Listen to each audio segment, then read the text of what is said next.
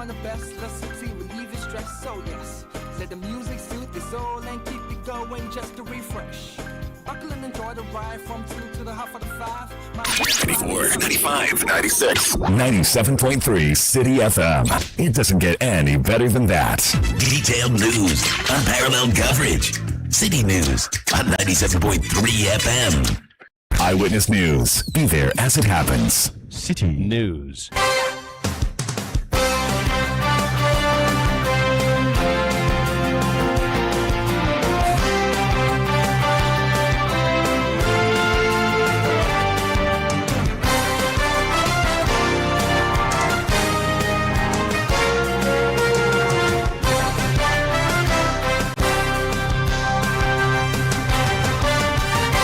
It's 1700 GMT. Hello and welcome to Eyewitness News on 97.3 Citi FM.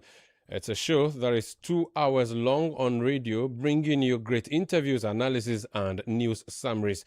There's also talkback later on the show where we'll be hearing from you. Put the microphone in your hands via WhatsApp messages and messages on X. I am Umaru Sandamadi, your host of Eyewitness News, and coming up tonight, former Maslock boss Sedina Tamaklo Ationu repatriated from the US to Ghana to serve 10-year prison sentence. We'll be giving you the timeline of events and ask the question, what happens next? Also, coming up, President John Dramani Mahama directs the anti-flood task force that he set up to submit its report to him tomorrow. And so I've directed the task force, NADMO and all the others, to do a presentation to us. We're going to identify all the restricted waterways. And when they have done that, I'm giving the directive that they should go ahead and do what they have to do. And I hope that when we do that, all Ghanaians would understand. I have a former Greater Accra Regional Minister in studio for a conversation with a former Member of Parliament as well. And later on Eyewitness News, doctors at the Konfanochi Teaching Hospital call off their strike, which they called in solidarity with the suspended CEO. We are told this came as a result of an intervention from the Otumfuo Asantehene Osei-Tutu this second. This is Eyewitness News on 97.3 Citi FM. Let me know what you make of the stories you are bringing you. Your views are very much welcome. In fact, it's an integral part of the discussion. We want to hear from you. On WhatsApp, the number to send your message to is 0539 986 996, 0539 986 996. You can go on X and mention my handle at Umaru Sanda or at Citi973. Do use the hashtag Eyewitness News when you send your messages, and the world gets to hear what you think of the big stories of the day. Eyewitness News is broadcasting from Accra, and we have a number of affiliates that are carrying this particular news for you. Our big story tonight has to do with former Chief Executive Officer of the Microfinance and Small Loans Center, Maslock, Sedina Tamaklo Ationu. She has arrived in Ghana and has been taken into detention. Fred Tetejabano is ahead of current affairs, and he's here with me in studio. Fred, you're welcome. Sandra, thank you. Now, how did this news break, or when did this news break?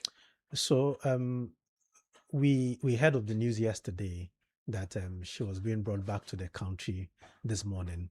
Per our checks, she came on board the United Airlines flight. She left the US, that's the Dallas International Airport in Washington, around 11:45 yesterday evening.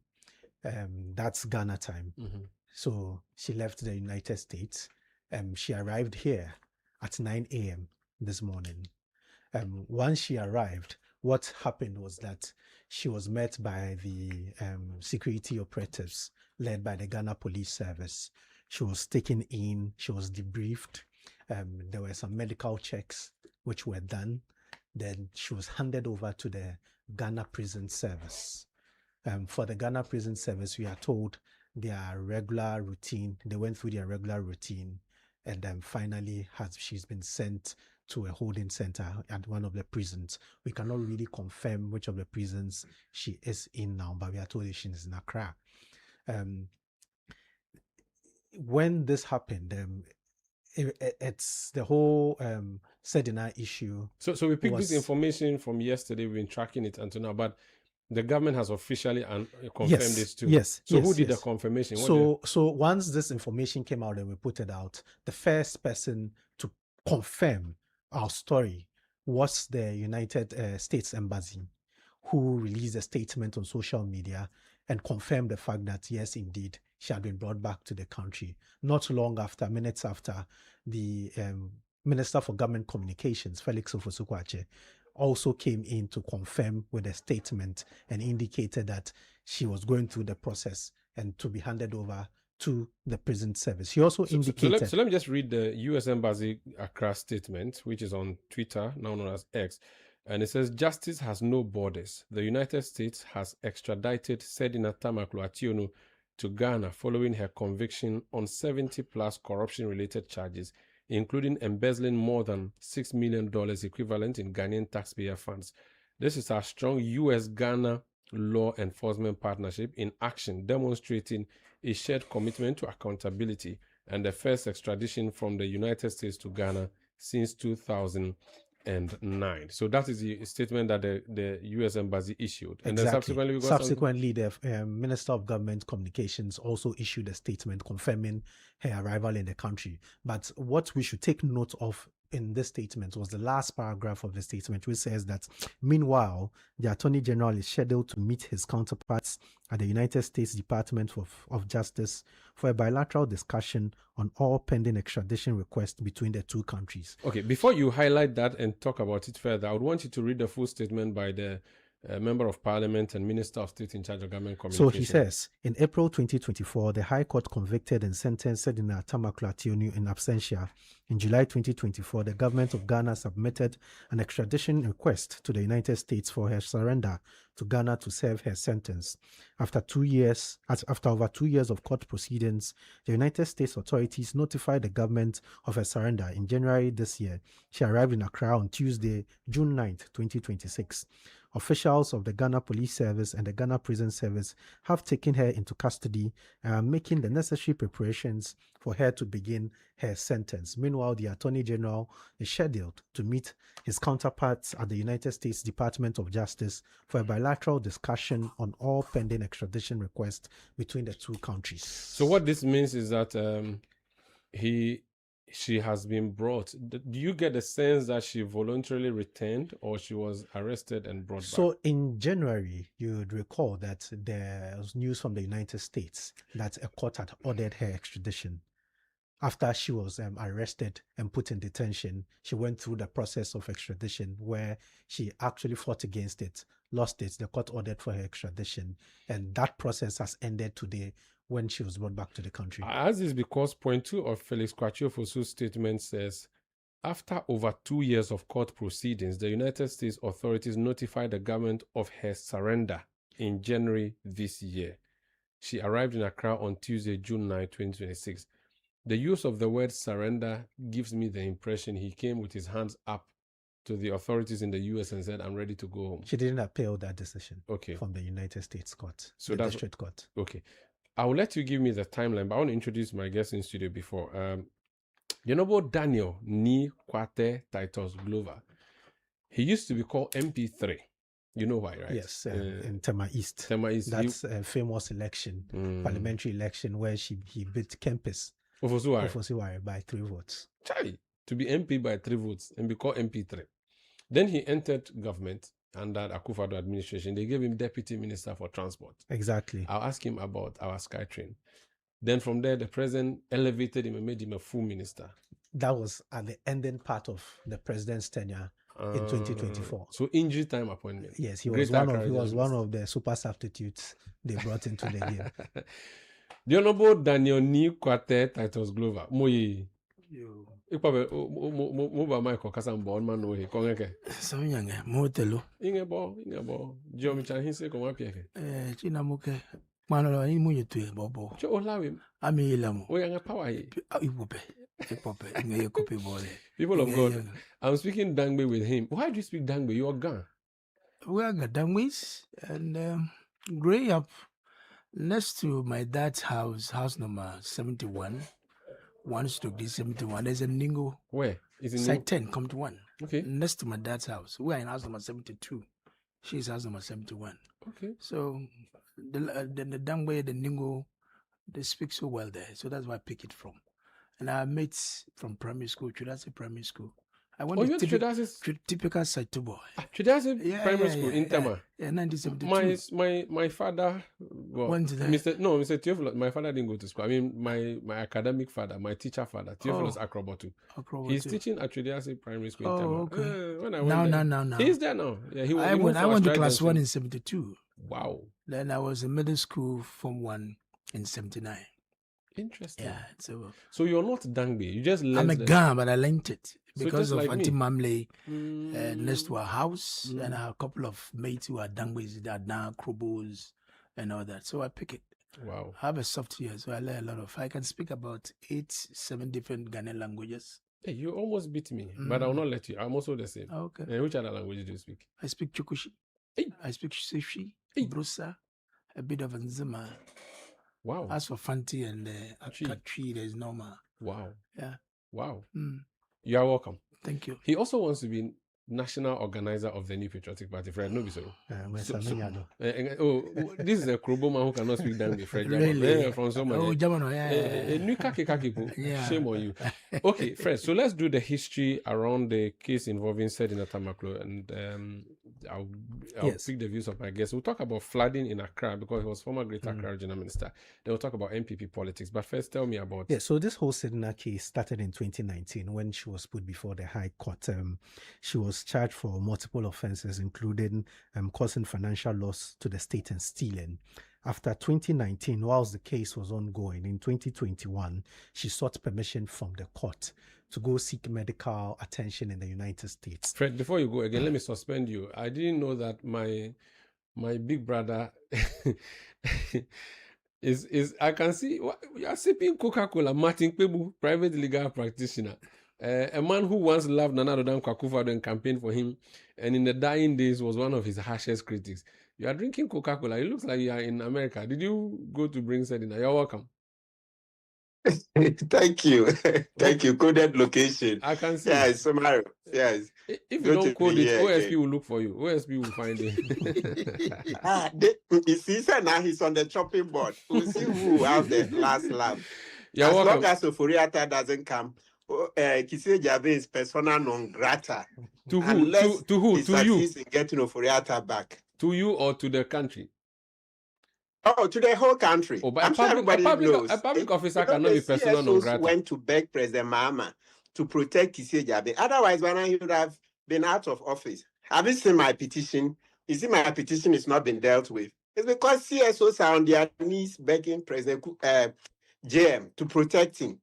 That's why I certified my petition. If you see my petition, you would have gone there, Umaru, yourself to pull Kise Jabe out of that office. Wow, is that bad? You have no idea. I'll come back. I'll come back though. Just out of curiosity, if you say that your petition is the reason, is a CEO's petition that's preventing him from going, that would be unconstitutional because the constitutional procedure is clear. If you bring a petition, there's a procedure to be used. Are you saying that procedure was shelved because of the begging by the CESOs, or yes, or you had no merit and so they threw your petition out?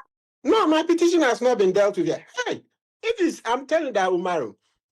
If you see my petition, you and most Ghanaians will go into the special prosecutor's office and pull Kise Jabe out of that. There are soldiers office. at the entrance. There are soldiers at the entrance. Remember those who dealt with you? No, they've been taken off. What business do they have there? They cannot return there. Hey, the soldiers have been told to go back to the barracks. What they did to me, how can you keep soldiers there? If you are doing the right thing, would you need soldiers there? But it's a security zone. It's a security zone. When I come back home, I'll go check. If they are there, we'll know what to do. They've been sent back to the barracks. Oh, okay. I'll come back to you. Please stay on the line for me. Let me do this quick thing with Fred. Yeah, Fred, so we talked about 2021, where she sought permission from the court to go seek medical and attention. The court granted that permission. She went in 2021 and she'd never returned. Fast forward in 2023, the Attorney General applied to hear the case in absentia, to try the case in absentia. The court agreed and allowed this case to go on in absentia. In 2024, the High Court found her guilty of the offenses and sentenced her to 10 years imprisonment. after this sentence, she was nowhere to This be was found. under the MPP government. This was under the MPP government. So 2024 February, that's when this thing happened. And in the same 2024, after she was sentenced in absentia, the government then applied for an extradition so she'll be brought back into the country. After a number of years, in January 2025, that request was granted. And today we have Sedina back into the country. Interesting. Thank you so much, Fred Tetejabano, giving us the chronology of events relating to the return of Sedina Tamaklo Ationu. Before I hear from Martin Kpebu, I want to hear from you. You are a politician, Titus Glover. What do you make of the news that she's back to serve her sentence? The government said she's back and she's been taken into custody. She'll be serving her sentence. First of all, good evening to your cherished listeners and viewers. And to respond to this question, I think that is long overdue. She was sentenced to prison as far back 2024 February in absentia. And our processes to get her here took some time. And now that she's in the jurisdiction, she's going to serve a jail term. I mean, my surprise is that she's not going to last here, because definitely the government is going to file a nolle prosequi to quash whatever. Because you recall, why would you file? I'm telling you what is going to happen. Because but I'm also helping you. Cool down. But I have to help you. Cool down. Let me land. Oh, no, but you see, the gentleman that was with her. No, you wait 1 second. You wait. You see, when you say nolle prosequi, even though it's a Latin word, it's also a legal term, which means I will not prosecute anymore. But this one, they'll give. Okay, that is in the course. Prosecuted and he's sentence. That's correct. So you okay. can't do nolle prosequi. When the case is ongoing. Yeah, you are correct. Counsel. Yet to be counsel. Yes. Now they'll give her some pardon. Maybe I'll use the presidential pardon. Yes, which is a prerogative of the president that he can give. But she has to serve some time. How much time? It's 10 years. She hasn't served at all. She's not going to start from day one. And so, knowing NDC and their style, the way they do their stuff, I would not be surprised in the next 6 months or so, maybe 3 months, she come and call off. So you have no belief that she would not serve the full term, not at all. Technically, because she's a politician. Technically, 10 years will give you about 8.5 years. 7 to 8. You know, so knowing NDC and their style, because the gentleman that were jailed together with her has been taken out of prison. You know, he's out, the operation manager. Yeah, but it was through the legal process. It wasn't as if they opened the door and said go home. That is a right available to everybody. It's a right, but you see, when you do some of these things, the public doesn't get a feel of people who have committed this crime. Imagine you've been giving monies to go and give poor traders who have their wells destroyed by Inferno in Katamanto. And instead of you, as Maslow boss, and instead of you to go and give this money to this poor woman, it end up in your boot, and you abscond with this money. You get what I mean? So clearly you can see that the mens rea and the actual rules of this woman is totally bad. You're learning legal terms, man. So clearly you could see that there's a problem. Are you an incoming lawyer? I'll get there. I'm down the LLB. So okay. So clearly you could see that she didn't act well. She did not act well at all. So now that she's going to start a term, and knowing the NDC, she's not going to do the full term. You are doubtful. Yeah. Let me. I'll come back to you, Mr. Kpebu. If you can hear me, Martin Kpebu, lawyer. Greet him for me. Titus said I should greet you for him. Yeah, I'm here. Titus said I should say good evening to you, Titus Glover. Okay. Hello? No, he said I should just say good evening to you, so you can also respond good evening. Okay, evening. Well, is he your friend? Is Titus Glover your friend? Titus. Titus. Oh, I don't have any problem with Titus. It's fine. But let me, you know what, for history, we'll laugh. You know, when Nekufuado was in power, the arrogance of power, you know what Titus once told me on air? We're on TV3. Titus had the effrontery to say that I'm a struggling lawyer. Oh, That's what Titus Glover did on TV3. The key points. Titus, I hope today you see your real size, eh? Next time when you get power, you can insult citizens like that. Okay. What have I done? I've seen my Feelings, real but it's size. just sort of, history. So that next time maybe he will repeat that. Live program. Titus said, "Oh, But I'm you were a insulting struggling lawyer Akufo-Addo. for daring to call out the bad deeds of his government." But you were insulting Akufo-Addo, dressing him anyhow. Yeah, Akufo-Addo, So we're I draw paying attention. you. You see, when I hit your yourself, we're adrenaline, paying you were hit. with the You think taxpayers' Akufo-Addo is happy money, what and they are we're doing to holding him? you accountable, and you call that insult. And so he thought that You see- calling you me a see- struggling lawyer was You a see, good you're also insult. not I didn't comfortable. mind That's you. how it is. But today you see your real size. Manze, what have I done? I said today you see your real size. What has happened? I see you're no He said- longer in that office. he said You you're see, after coming. that, you went and dealt with an old lady. You pushed over an old lady's waist. You see what citizens did to you. He's I not just an old hope that lady. next time, He's not an if old you lady, ever he's a get the young woman. opportunity to come into Today there's public discipline office, that nobody takes anything nasty there. and There's that. why do we There's have that rule control. of law? You see, today you were mentioning a lot of legal terms. You know why they exist? They exist for rule of law. Why do you push over an old lady's Why do you waist? also insult and dress a sitting president anyhow? You call it insult. Somebody whose That's authorities you be accountability. using in court in your legal practice. You the dress That's it anyhow. accountability. That's you not see wrong. today, The way you talk is you not see, good. did you ever think today would So come? check You haven't yourself. even seen anything yet. So you go and come. okay. All right. I think it's enough. I was thinking you were going to say nice good evenings to each other. I didn't think that this was the type of good evening that you were going to say to each other. Anyway, Counsel, what do you make of the proceedings leading to the return of Sedina? Titus Glover here is doubtful that she will serve 10 years as the law has stated or the court has stated. Are you hopeful that that would happen, or you're doubtful as well? Oh, no, you see, Mario, long before Sedinam was convicted, what we've done in our prisons, this an act, all right, is that we usually give 1/3 remission. So like yourself, you refer to it, and I think Titus himself tried to refer to it and said about 8 years, 8.5. No, it's 1/3. So by law, you divide a 10 by 3. If you divide, I think you get 3.333. So let's just call it 3.3. So it means that 3.3 years, of course, usually subject to good behavior, and they behave well. So it means that she's going to serve on paper. So 10 divided by 3, you get a 3.33. So she will serve 2/3. So 3.3 plus 3.3, you get 6.8. 6.6, 6.7. So let's round it off to 6.7. So meaning that she will serve 6 years, 7 months, thereabout. So the other 3.3 is usually taken off. It's remission. In the UK, it's usually half of the sentence. Of course, to every rule, you see there are exceptions. There are some offenses it doesn't apply to. But the general rule in the UK, when they give the sentence, you serve half, then the other half is remission. It's not only in Ghana, UK, many countries around the world. So that one is a fact that generally you won't have Sedinam 7 full 10 years. It didn't start with Sedinam.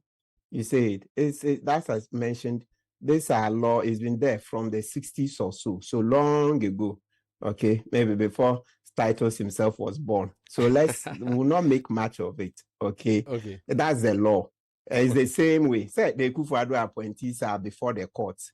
If they get convicted, that is the same law that will be used. Okay. So I don't think we should do that. I think it's not about the 10 years per se, but it is about whether she will serve the full term, whether it is 2/3 or whatever it is. Titus thinks after 6 months, initially he even said that it could be an early prosecutor, and I've explained to him that that cannot come at this time. But well, he thinks presidential pardon, a prerogative in the Constitution, could be triggered and she will be let go because she's a party member and her party is in power. Oh, you see, let's do this. You can't run away from the fact that generally it's possible that because it's not just the party being in power, but other politicians. You know, when Kufuor was leaving office, the NDC appointees who were in jail, Chachu Chikata, of course, Chachu rejected it, but he still came out, and other people, he did remission, Ibrahim Adam, okay, and co.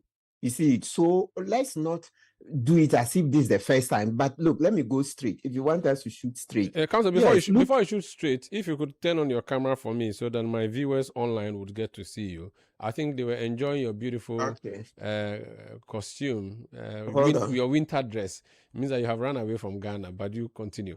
Yes, we can see you now. So just hold on 1 second. Yes, we can. So this is Eyewitness News on 97.3 Citi FM. It's 24 minutes past 5. Yeah, can you? Yes, I can hear you. Just doing a quick Hello? I can hear you. Just doing a quick back Can you see announcement. me? I can see you. Beautiful. Okay, So let me see if I can increase the volume. No, I can see you. So that's Martin Kpebu. He's a private legal practitioner. So Martin, I'll come to you. So I have in studio Titus Glover, former minister and former member of parliament, former Greater Accra Regional Minister. And I have Martin Kpebu online. I am Umaru Sandamado. This is Eyewitness News. Will be running till 7 p.m. Let me know what you make of the stories. Tonight's big story is that Sedina Tamakula-Tionu, who is a former Maslock boss, has been returned home from the U.S. to come and serve her prison term that she was given by the court some 2 years ago. Counsel, I think you can proceed now. Okay. So now, we've already laid the foundation showing that out of 10 years, by law, she will do on paper 6 years, 7 months, okay, approximately. And I'm saying that from experience, out of this 6 years, 7 months, looking in the crystal ball and comparing from President Kufuor's time, how presidents have given the prerogative of mercy, I think anytime after 4 years, yes, Sedina may come out. Yeah, if she does 4 out of 6.7 and she's given the this pardon, it won't be out of line. Remember, we are doing pure analysis. It's not about my personal opinion at this stage.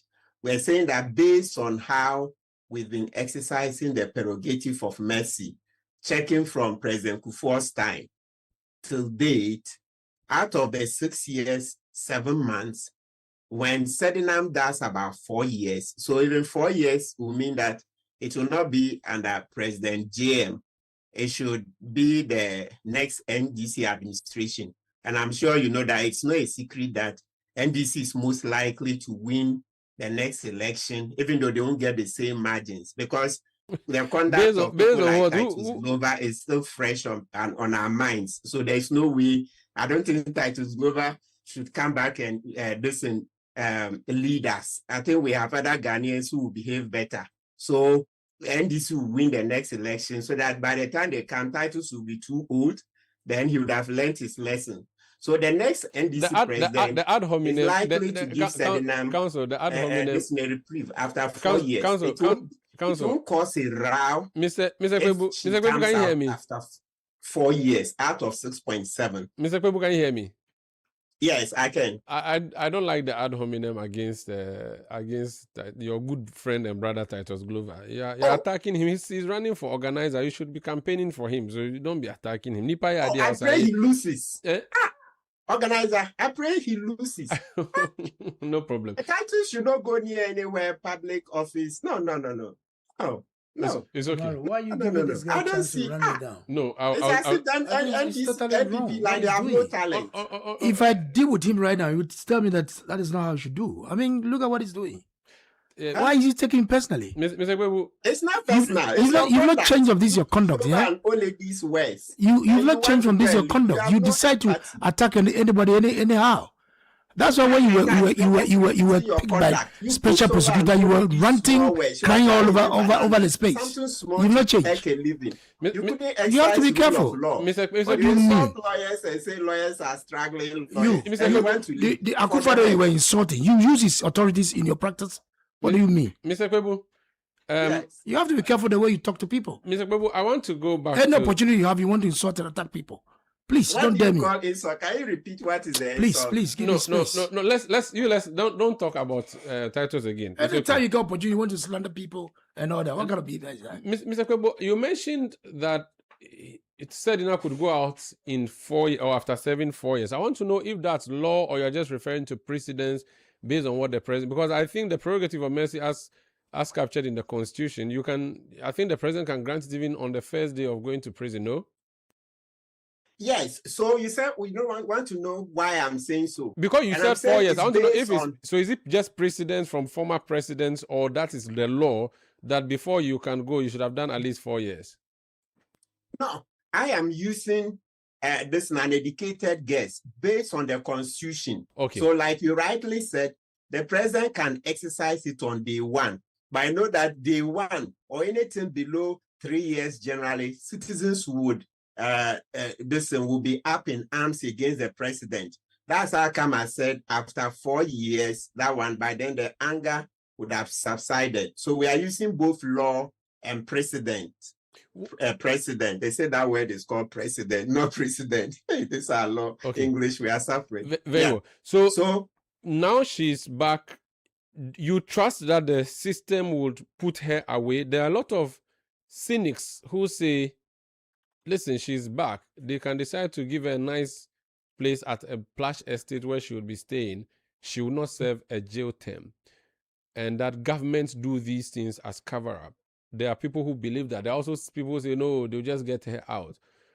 Do you trust that this current administration would let her serve the sentence as by law instructed? Well, Umaru, so far, this government, I'll give you two answers. So far, you're asking me, going straight to the point, do you trust that this government will let her serve? So far, this government hasn't done anything to give me cause to believe that they will not let her serve. Okay, so far, there's not been any situation that I can use as an example or precedent to say that she will not serve.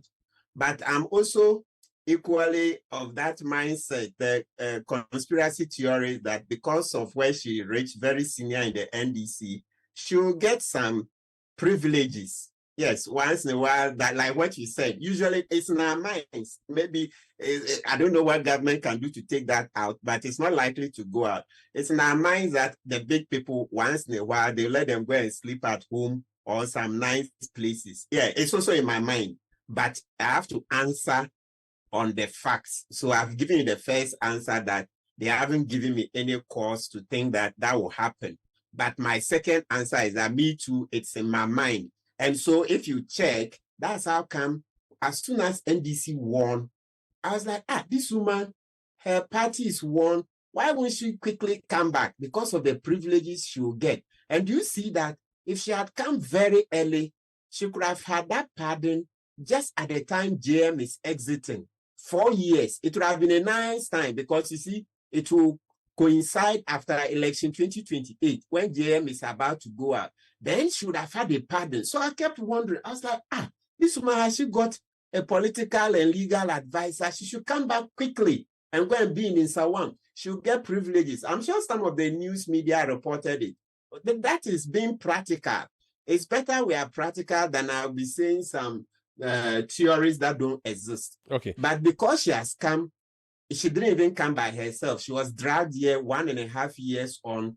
I don't think that JM should give her the prerogative. Let it be the next NDC president. That will be 1.5 years into the next president's term. She should do 4 years. Okay. 4 is okay.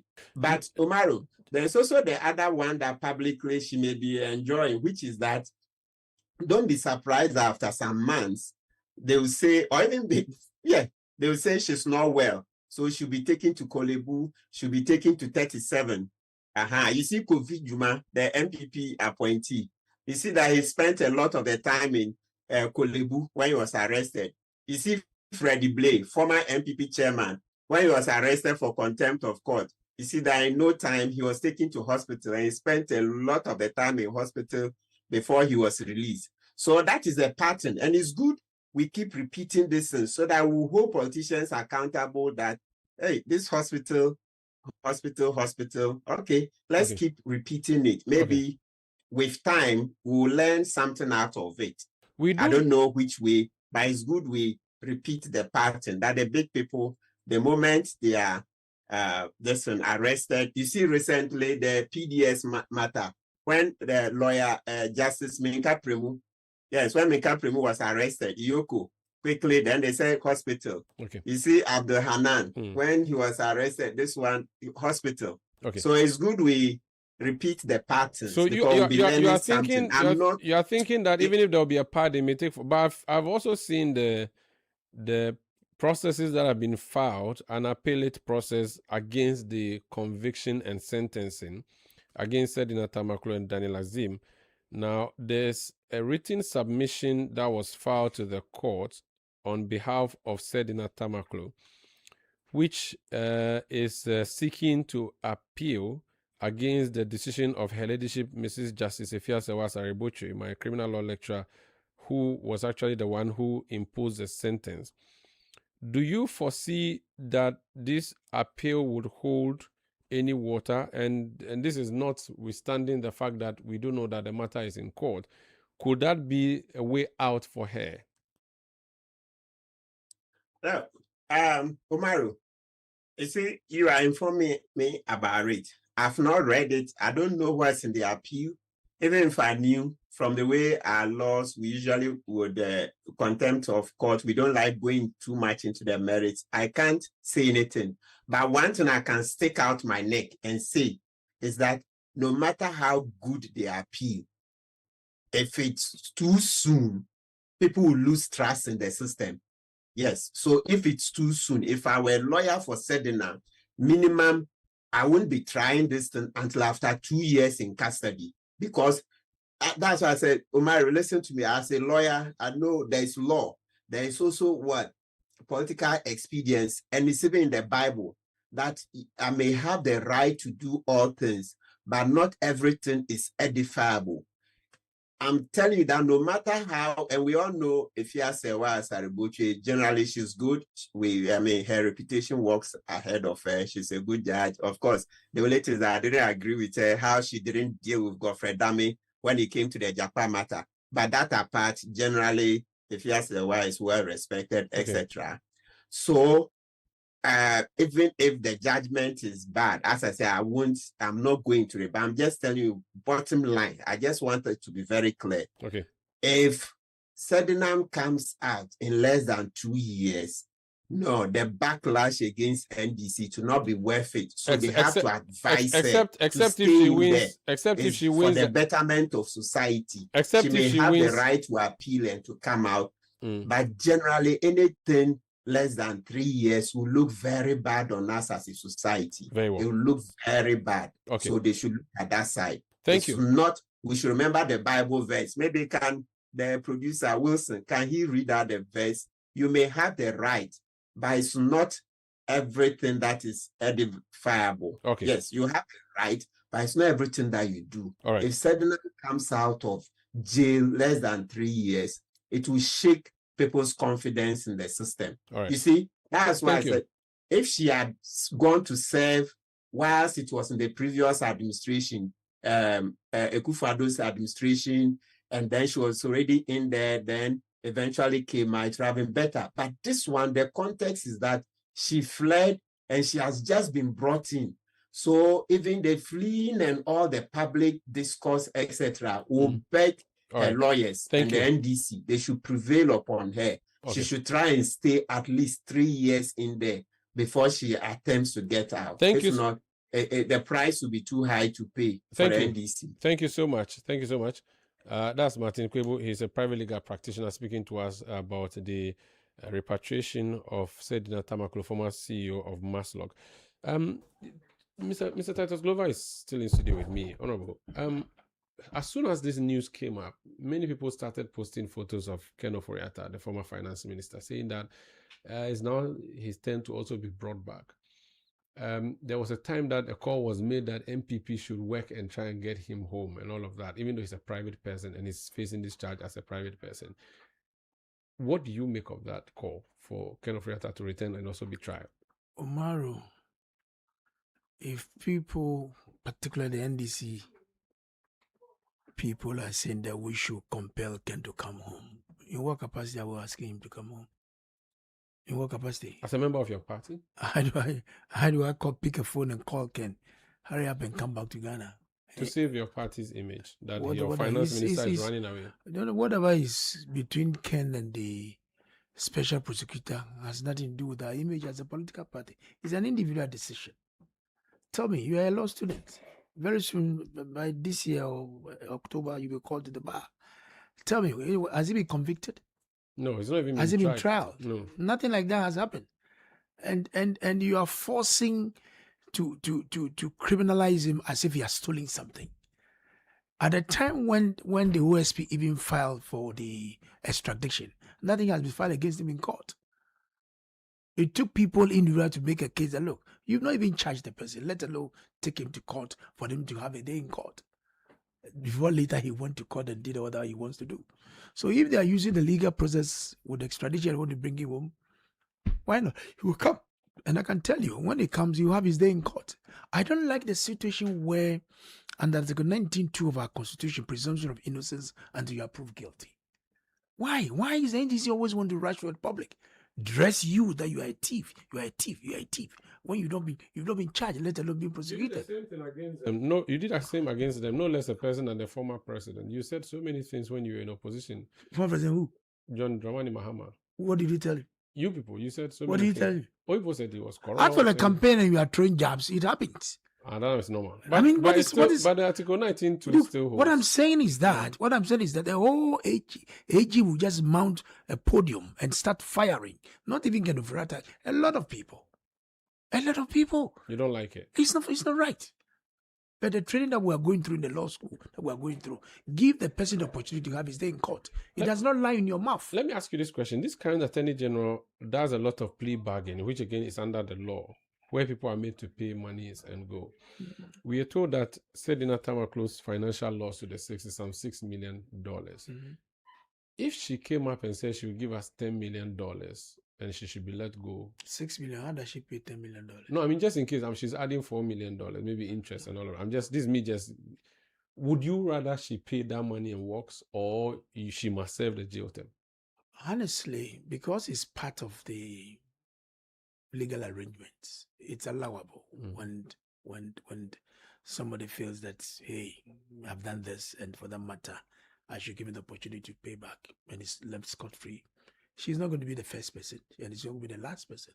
There's history to guide us that there are people who have done that, and they've been given the opportunity, and they've paid back, and they've walked scot-free. But the dent is always on your head. The dent will always be on your head. That, look, you took poor traders' money, and you absconded with it. Okay. And that was always going to be at the back. Talking about poor people, I'm going to talk about the poor people of Greater Accra region who have been suffering the past few days since the rains returned. You were once Greater Accra Regional Minister. You contributed in failing in dealing with flooding, and that's why we are saying. I'll ask you what your personal contribution to fixing flooding was, and what do you make of your successor in office? I'll ask you that after this break. Please stay with me. This is Eyewitness News on 97.3 Citi FM. Eyewitness News. Be there as it happens.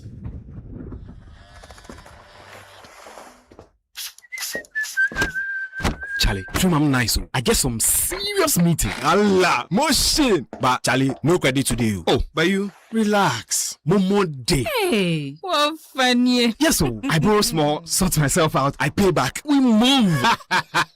Spot there. Ah, Charlie, you sure say you dey pay back? Yes, so that anytime somebody else they need them, Momo day. Be like I for can't borrow some more. Hey, you this boy. Don't go there and disgrace yourself. Allah motion. Responsible borrowing with the real Flexo for today's needs and tomorrow's dreams. Borrow, sort them, pay back. Momo day.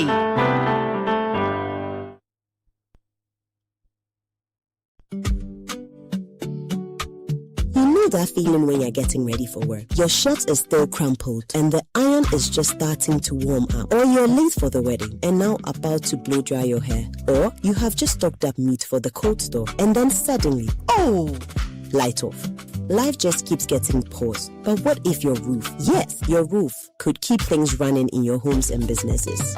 With EcoBank ASAP, you can switch to solar now by getting a loan to buy solar power systems with no upfront cost and easy repayment. Power your life through EcoBank's vetted solar vendors and lower your power bills over time. Take back your power with EcoBank ASAP. EcoBank, the Pan-African Bank. Hello, good afternoon. I am calling from your bank.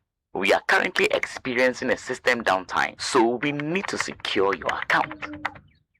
Please, can you confirm your account number and your login details so we can restore access immediately?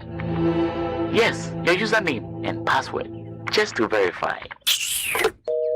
Beware of fraudsters. Your bank will never ask for your login details, PIN or password over the phone. Shine your eye. Spot the fraud. Stop the fraud. This message is brought to you by the Ghana Association of Banks. If you spot the fraud, you go fit to stop the fraud. Make you know they lose God. Let your voice be heard on Eyewitness News on Facebook at facebook.com/City97.3, Twitter at twitter.com/City973, and Instagram at instagram.com/City973 with the hashtag Eyewitness News. Yeah, welcome back. This is Eyewitness News on 97.3 Citi FM. The big story tonight, Sedina Ationu Tamaklo has returned to Ghana. Well, she's been brought back to Ghana and she's currently in custody to serve her prison sentence after having been extradited from the United States of America. President Mahama has also said that the committee he set up to fight flooding will be presenting or should present his reports to him tomorrow. And that's what we're going to talk about next. I have in studio former Greater Accra Regional Minister, Daniel Nik Amarteifio Global. Nim, Yes. you were brought in injury time to fix Accra's problems. Accra still has lots of problems, which means that your scorecard is 0, even negative. Because if you had done a good job, we shouldn't have been seeing flooding. Maro, you've said it all. I spent almost 9-10 months in office.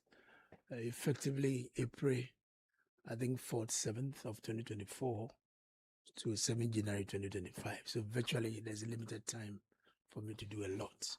But in the rainy season of 2024, we never experienced this disasters, so to speak.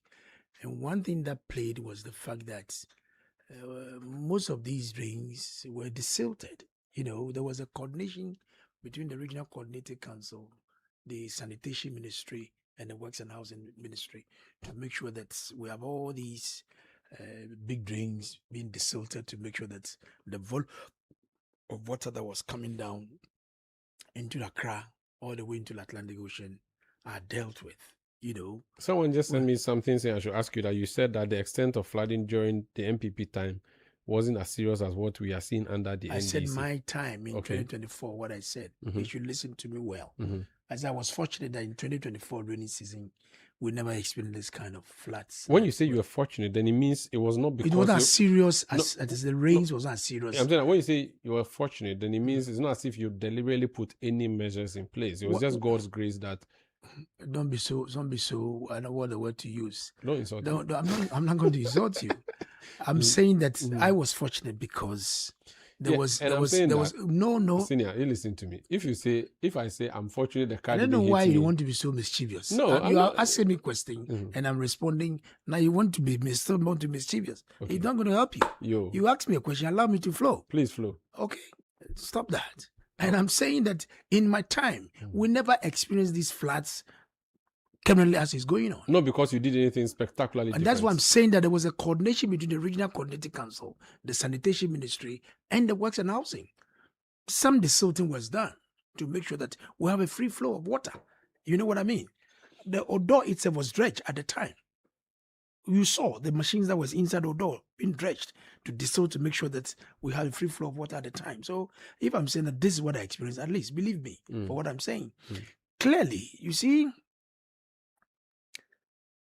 I don't like sometimes politicizing some of these things.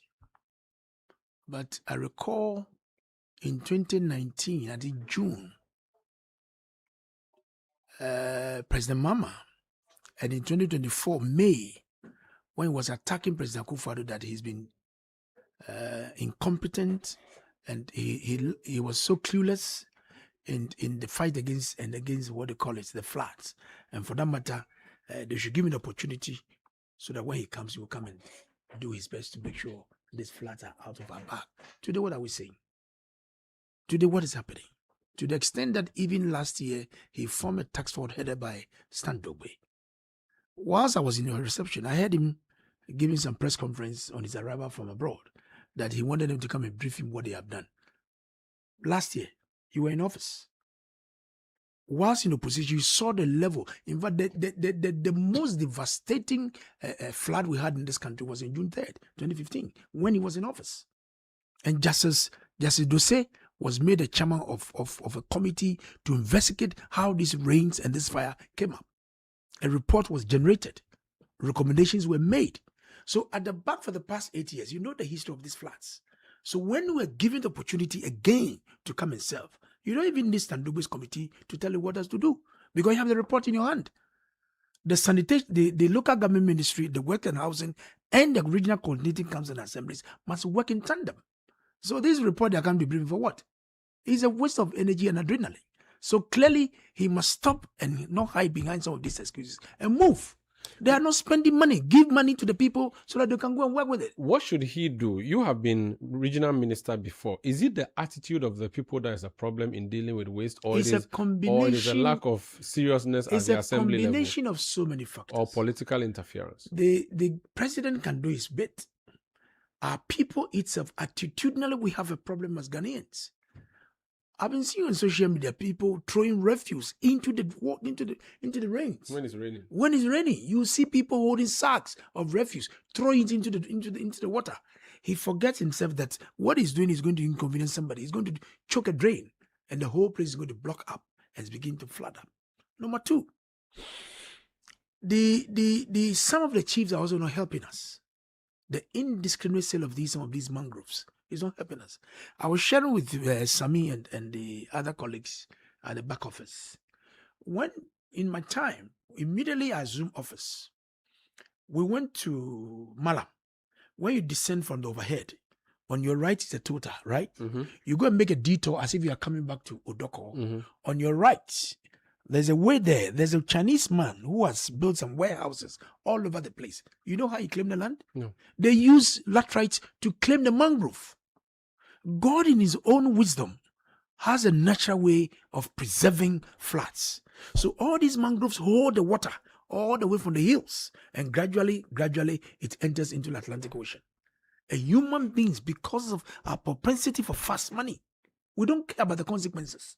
This Chinese man has pushed the mangrove, reclaimed part of the land, and constructed warehouses. And this that is not the only place. A chief would have sold that land Absolutely. to him. An assembly engineer would have seen it and looked the other way. I'm coming. Omaru, go back to Odoko around Pambros area. Mm-hmm. It's an eyesore. I was there with my regional security council. I saw a gentleman parked with 4x4 white car. Gentleman, what are you doing here? He said he's coming to buy. He has bought a land. And he pointed to me into the mangrove. You see these long leaves in those mangroves. He has bought it. He has paid money for it. And he's expecting laterite to come and fill it and construct building on it. I saw a big warehouse. In a place which is supposed to collect water. So where was the assembly people? They would have collected Where was the assembly people? Look, I've been an assembly member before in Tema. Okay. From 1998 to 2002. No more boy. At that time, Omaru, Adentang was part of the municipal assembly. Okay. Ashama was part of municipal assembly. Boom was another Tema municipal assembly. Until recently, Tema West municipality. Nia Mashite, the former minister for Greater Accra and employment. Former colleague Clotty MP. I can tell you, he's the most successful MC Tema has ever had in our time. Okay. I'm telling you because I work under him. The one who was calling Clotty MP? Yes. Because his ears and eyes was everywhere. People start construction late in the night, but the next morning is at the lintel level. Because the assembly at the time, the unit committee at that time were all there. Just a phone call, they will make sure they deal with you on the ground. What are the assembly members doing? What are unit committee members doing? Of course, the MCs cannot be everywhere. Mm-hmm. But because per the decentralization arrangement we have, you are on the ground. Make sure you raise the alarm. So people who are doing all these nasty things in our society, let's deal with them. You go and dip or throw all these laterites all over the place, and today when water is coming, water has no control. Mm-hmm. He has no NDC. He doesn't know MPP. So long as you have blocked its course, you find its own level and cause a destruction. When you were regional minister, did you have political, interference where politicians at the higher level say, "Hey, don't"? Because I knew what I was going to do in the Ramsar, I sought audience with the president at the time. I said, Mr. President, I know there's a possibility of some of the party people rising against me. I need your backing. He said, Nico, go ahead. So with that support with the president, I didn't look anywhere. So you weren't stopped in your truck? No, I didn't get any serious attack like that. So you started the Sakumo demolition? No, Sakumo, I started something in Sakumo. Okay. Inside the core, the water. Okay. There was a lady called Sakumo Manye. Okay. She was all over. This is Eyewitness News on 97.3 Citi FM. My guest is the Honorable Daniel Nik Amarteifio, former Greater Accra Regional Minister. We're talking about the flood situation. Please proceed. I recorded one time, this woman was all over social media. She's called Sakumo Manye. Regional Minister titles over, please come to our rescue. They are building in the core, in the Sakumo Lagoon. Please come out. I said, who is this woman? So one Sunday morning, in fact, I called a Saturday night that she should expect me on Sunday. I want to go to church. I called the MC for Tema West Assembly. Get me some backhoe, something. Let's go and deal with this fence wall in the water and all that. So I went. The whole place, the person he has fenced the whole land. We'll pull it down. And because the whole place was muddy, the backhoe cannot enter because if you try to stack, immediately we'll pull it down. The next day, the guy came to refix it. I went back again with the MC and his task force. We'll pull it down. For 3 consecutive times, I said, Abba, that's what this one here. MC, this is not my work. Actually, make sure you deal with this guy. Pull it down and make sure you prosecute him. A few days ago, this week, I watched the Sakumo has flooded so much that the very place that I went to pull down, the whole place is covered by the water. Wow. So in the core area, anybody who builds in the core must be dealt with. Your successor as Greater Accra Regional Minister, Linda Okluma MP, has been doing something at the Ramsar site in Sakumo. But she, over the weekend, won an award as the best regional minister, and social media is angry. When she went for her vetting that never was, you were in the videos. You support her. She's your friend. Do you think, in all honesty, she should be awarded, or she is the best regional minister based on what you are seeing, based on all this flooding thing you've just blamed President Mahama on? Umaru, yes, indeed, when she was invited to appear before the vetting committee as her seniors, myself and the Kwate, Nilaya Fotiagbo, Nani Laya Kwete, and Honorable Mike Gizo, who were there to give her that support. And based on our presence, the Honorable Osahina Fenyomagi said, look, with these great men at your back, we know they're going to support you to make sure you succeed. So in fact, you wasn't even asked a question. You put led to that. You made it impossible for a regional minister to be vetted. To support. You want to intimidate the committee. Not at all. So you have to blame. We couldn't see the clearly. All of us wanted to succeed. Honestly, we wanted her to succeed, and I think that some of the demolitions that she has done in Sakumo area, I have issues with it. Why? Because we have 2 levels. Okay. The core area where inside the water, where the birds come to feed and all. Where the Ramsar is. The Ramsar itself. Then we have the buffer area. It is far away from the core area. And I recall that Henry Korte and the Tema West Municipal Assembly, they did some scheme. And when I talk about scheme, where they put roads, they put drains, they put schools to make sure this is a developed community. Because some of the buildings that they put up there, it's so rich that you go and pull all these things down. And for me, because it is far away from the water and you to pull it down, that is where I have my challenge to it. Now, so she should have left it. So I was thinking that when she assumed office, she should have invited the 4 of us that went to support her. Look, I just come to the office. What is around? Can I have some clue? They would have the opportunity to brief us. Say, look, this, that. You know what I mean? She didn't do that? Because we have left all these records there. The handing over notes, everything was there. So, because it's a new government, so they believe that they can do their whole thing the way they know. But for me, that is where I have a few challenge with her, where she went and broke down the buildings, not the core area. And for me, there was a scheme around that could have followed, at least to enable her to know what it means. But where people deliberately building in the waterways. I saw a guy around Otojo. I'm told he was a one-time NDC parliamentary aspirant inside the water.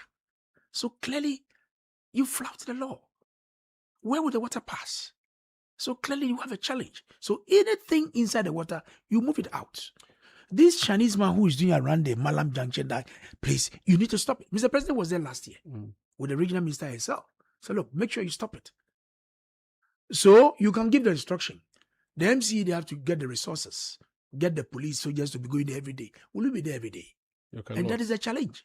At the point in time of looking for 2 vehicles, get the support, 2 pickups, where I can get soldiers and police on one hand, at least one in Accra, one in Sakuma, that'll be policing. I couldn't get the support because regional minister, you don't have such funding. So it's very difficult to monitor some of these things sometimes. So as regional minister, it's difficult to coordinate. Very difficult. So difficult. Because you don't have the financial muscle. So then would it be fair for the people who are attacking her for going to receive an award as best regional minister? In fact, she said she did great with lighting, security, boundary issues. Laurels are something that should motivate any individual who is doing well.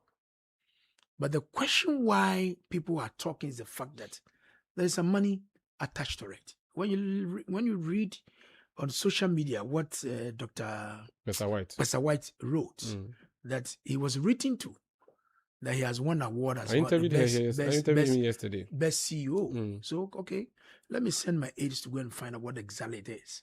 They went and came back with the feedback that you should give 50,000 cedis for the award, or better still, you can organize 25,000 cedis to buy a table. If I'm sitting somewhere and you want to honor me with an award, why should I? That really infuriated people in public. That means that you are using the award as a means of extorting money from the people. Okay? So it's not so much about the competence. It's not about the competence. I'm not about the competence per se, but the fact that money has been exchanged. They gave Aquile herself. They gave her 240. They gave who else? There's about 3 of them. They gave an award. Did that mean that those people went to pay money? And that is where the president is angry. From now going, none of my appointees, either Minister of State or CEO, should involve himself on some of these award schemes. You're happy with that? It's a fair decision. Because the president is the best person to judge you. He gave you the appointment. And every president in his office has a research team. He has an office that monitors everybody, any appointee of the president who is working. So if you're working where they know. If you're not working where they know. And so it is not left for any individual outside who should come and judge a minister of state to give him an award or something. But I have a little problem with that fiat by the president. Because there are other organizations that are doing well. For example, of course. No, he said that if you must go for an award, it must be sanctioned by the presidency. Some like the marketing, Ghana Institute of Marketing, CIMG. Fantastic. And there are other credible institutions that does that. Otun for himself, he does some every year.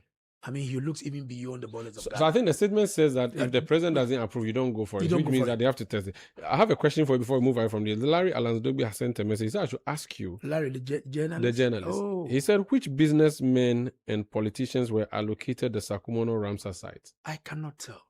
But you know? Larry, I don't know. In fact, I don't even know the owner of the fence wall I went to pull down. I don't even know them. But so long as it's in the water, I pull it down. Okay. Jifagunu, you know him?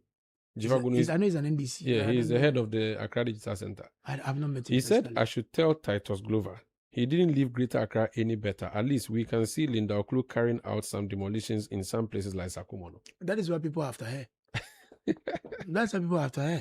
Yeah, but what does I'm talking about non-core area. Okay. Non-core in the buffer area. So you said that it's okay, but where she was demolishing, demolishing is the problem. Very well. It's far away from the water, the lagoon. Okay. This Eyewitness News on 97.3 Citi FM. My guest is former Greater Accra Regional Minister, former Tema East MP. Now you want to be organizer of the new patriotic party. Eshi? Rado. Why do you want to be organizer? Umaru. I've served this party for a long time.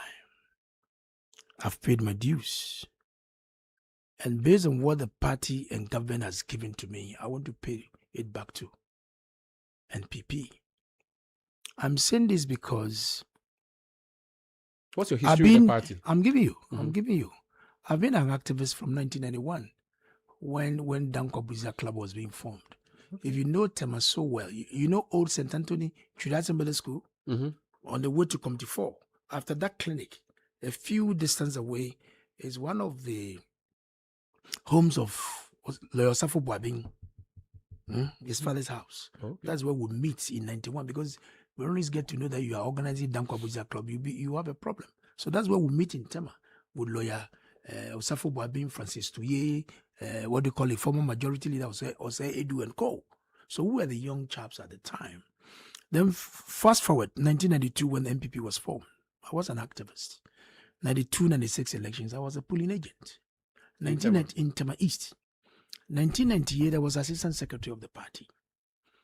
It's the same 98, I stood on the ticket of the party to become assembly member in Ashibwe electoral area. No. How can you stand on the ticket of the party to contest assembly election on paper is non-partisan, but practically it is. So the MPP gave me the mandate to be the candidate for Ashibwe electoral area, and I won. Before you continue, I saw a video of you on Facebook where you were sitting before Dr. Mahmoud Bawumia, and you were doing a presentation, and you said that MPP should go and sponsor candidates to run for assembly election. How come there? No, so you are saying that MPP has assembly members you sponsor, even though it's against the constitution. Go and find out whether NDC they don't have sponsor. I haven't heard from NDC. I'm telling you. Okay, so but no, tell me what you do. So what I'm saying is that as a national organizer, I'll make sure our party puts up candidates. Look at winnable candidates. Assembly election. Yes, and I don't shy away from it. The constitution forbids Please. Constitution on paper, it is non-partisan, but practically party-sponsored people. Don't hide behind some of these things and say that it is not true. So that is exactly so you deliberately plan and please, we will sponsor people to go and contest for assembly elections. That's it. You already sponsor or you will sponsor? It has been going on, not from time, not today. All the parties, it has been going on. You are a student of law. You know that's against the law. Please, and I'm saying that we have people who are pro-MPP sympathizers, who are assembly members, who are NDC, who are assembly members. It is not news. So you put them there for what purpose? They should go and serve their communities. They should serve their communities. With a partisan color? They should serve their communities. The framers of our constitution, the people went to the early days in 92, the decentralized Omar, and all of those people. They said let's not politicize the local level election. It is beautifully couched in the constitution. But today, you even see some of their posters. You see party colors. Some of the candidates who are contesting for assembly elections. So as organizer, that would be an agenda you I prosecute. have no problem that MPP we should get people who should contest for assembly elections and win and go and serve their communities. That's what I'm saying. So fast forward. I have served this party again. I was in Parliament in 2013 to 2021, January 7th. I served in the Committee of Trade, Industry and Tourism as a deputy ranking member. When we won power in 2016, I was made the chairman of that same committee. But that was short-lived. Then President Akufo-Addo gave me appointment as his deputy transport minister. Later, I was made CEO of VACO for a year until recently when I became the regional minister for Greater Accra, regional chairman, regional security. So elections, and for that matter, are going to depend largely on organization. Organization is not about noise. Umaru, it's about how strategically you position your party. How effective do you plan? What kind of discipline do you put in place? And clearly, having come out of all these portfolios I've held, it has taught me how to lead. Leading with humility, with service. How do you organize people together? How do you build teams so that be able to deliver on this mandate that has been given to you? So clearly, I am saying that it is an opportunity for me to demonstrate all the positions I've held and the way I have carried myself. So organization is not about noise. Organization is not about social media. It's about practicality as to mobilize people. And most of our people, the 2.1 people who could not come out in their numbers to vote for us, is a concern to us. The elephant was badly injured in 2024 elections. I concede. How are you going to mobilize and reorganize that party? It will be a tough call. It is. But I can tell you. You think that you are the one who has a capacity? I can tell you, Umaru, I can tell you I have all what it takes to make sure we reach out to our people. I'm ready to even to go. They are angry with 8 years of establishment neglecting them. What are you going to do? Are you going to give them money? Because I've been told by some MP members that on election day, whatever I'm going to do, I'm not going to sit on this your studio and tell you every strategy that I want to deploy as an organizer. I wouldn't do that. But I can tell you with the support of the national officers and the regional officers and the constitution, we'll go out and reach our people. We know them. I'm going to develop a template, right? Every household, MPP members who are there, we'll go and reach them. We'll go and look for them. By the press of the button on my phone, I can know what is happening in every polling station. In the polling station structure that we have now, hitherto there were 5 executives. Now it has been amended to 7. You have a chairman, you have a secretary, you have a women organizer, a research officer, blah, blah, blah. There's a governance structure there. These are the leaders in that polling station. And based on that, we need to generate the data. who are members in all these areas. In this house, in this electoral area, we need to identify them. Based on that, we need to do monitoring and evaluation. Apart from that, there need to be an accountability. So we're able to do that. Graciously, we're able to identify people. They are angry. But looking at what NDC is doing now, our people are not even charged to make sure we come together quickly. Are you sure? I'm telling you. You heard Martin Kebu saying Oh, that. that's why you don't mind Martin What you Kebu. people did, Don't mind people have Martin not Kebu. forgotten. So The slightest 28 opportunity he gets, he wants to insult President Akufo-Addo. And that is the problem I have with him. Recently, when the special prosecutor asked him to produce his asset as his surety, he was crying. He didn't have one. He was crying. He was ranting, crying, shouting all over the space. He's a poor man. I will always have problem with Kwebu because Akufo-Addo was the president of this country. In fact, some of his legal authorities, as we speak, are being used by law students, even lawyers. Tell me if I'm lying. You go to a Ghana law report, you see some of his judgments over there. So clearly, I'm not saying don't criticize him, but the way he has that penchant of insulting, vilifying, and doing all kinds, even when he's out of office, he hasn't changed. So that is the kind of problem I have with him. When you lost the election, you tasked Professor Michael Quay to go and see why you lost. He put up a report. That report has not been publicized. So you, as someone hoping to be an organizer, if you don't know where the injury came from, how can you treat it? Umaru, the report is there. God willing, when I go through, I'll read it. And snipers of the report have been shared with us at party fora and that kind of thing. The General Secretary has spoken on some of them. Dr. Bamian has touched on some of them. We are all aware of what really happened. You know what I mean? So clearly, I will not sit here and share most of my strategies on air.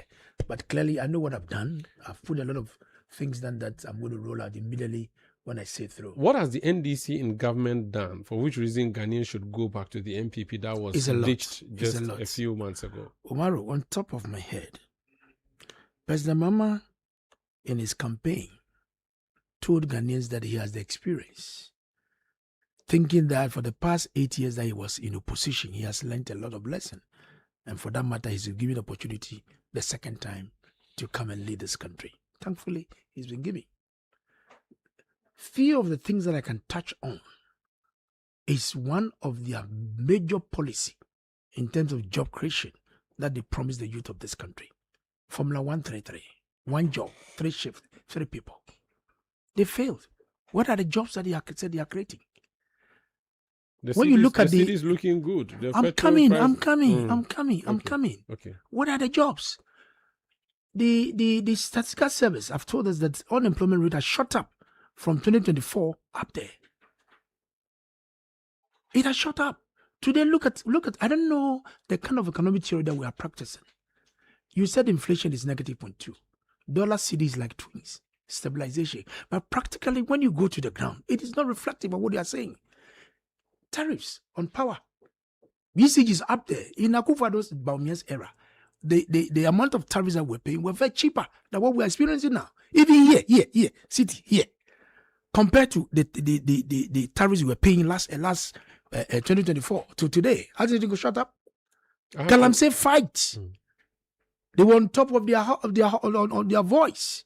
Declared state of emergency. Haruna Dusu said it. Ama Kofubwa, who is currently the lands minister, he said it. Sam George, Okujata Blakwa. Today, go and see.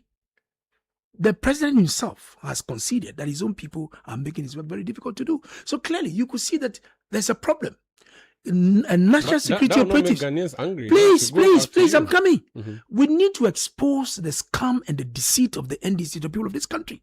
Things that you say you're going to do is not what we are seeing. Traders, look all over. You've used sterilization to suck money from the people pockets in the name of bills that people should come and buy. And look at this Salaga market, Techima market, go to the north, all over. You see traders crying. Don't you see? Because their money is not there. At the time when a bag of maize was even 1,000 Ghana cedis, people can buy. Today it has reduced even to 350 cedis. They can't get buyers to come and buy it. And he said we shouldn't talk about it. Again, they said they give our women women's bank. And today when you are even going to open a bank, a minimum capital is about 400 million. We're in the second year, 6 months. 1 year, 6 months that we are in there. What are we seeing? We don't see anything. Today go to the schools. go to the secondary school, go to my school, Presec, where I attended in Tamasco. The children, parents are paying money for their children to be fed. When you were in Power, my Tamasco, they didn't have gas to cook. They were using, using firewood. They didn't have what gas? They didn't have gas to cook. What do you mean they didn't even have gas? They were using firewood. I went there and I saw it myself. Your time when you were not using gas, firewood? Yes, we're using gas, not firewood. What if the gas finished? You use firewood until the gas comes. No, for your time, there was no gas. Oh, so please, they had to do hearth outside. You do gas small. You do firewood small. But Canada, what are we saying? So clearly, Omaru, I can see that even look at cocoa farmers. My brother, they promised the cocoa farmers heavens. Today they've cut their head off. No haircut. They've cut their head from their neck. I wonder if the NDC can go to cocoa growing areas in Sekshi, in Ahafo, in Ashanti, Eastern, and Central region, that is around Dunkwa areas, to go and campaign for cocoa farmers. The cocoa that they bought from them, they've not been paid. Some of them, they haven't even paid.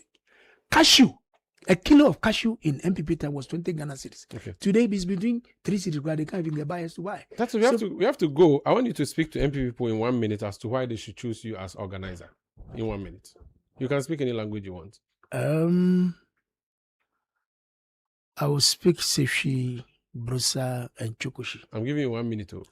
Ebiamo, no sir, me da basi. Me pabechele che. Mprache moko for national organizer. Na me srebeche. Be mamiating. Na mbaye national organizer for mabe.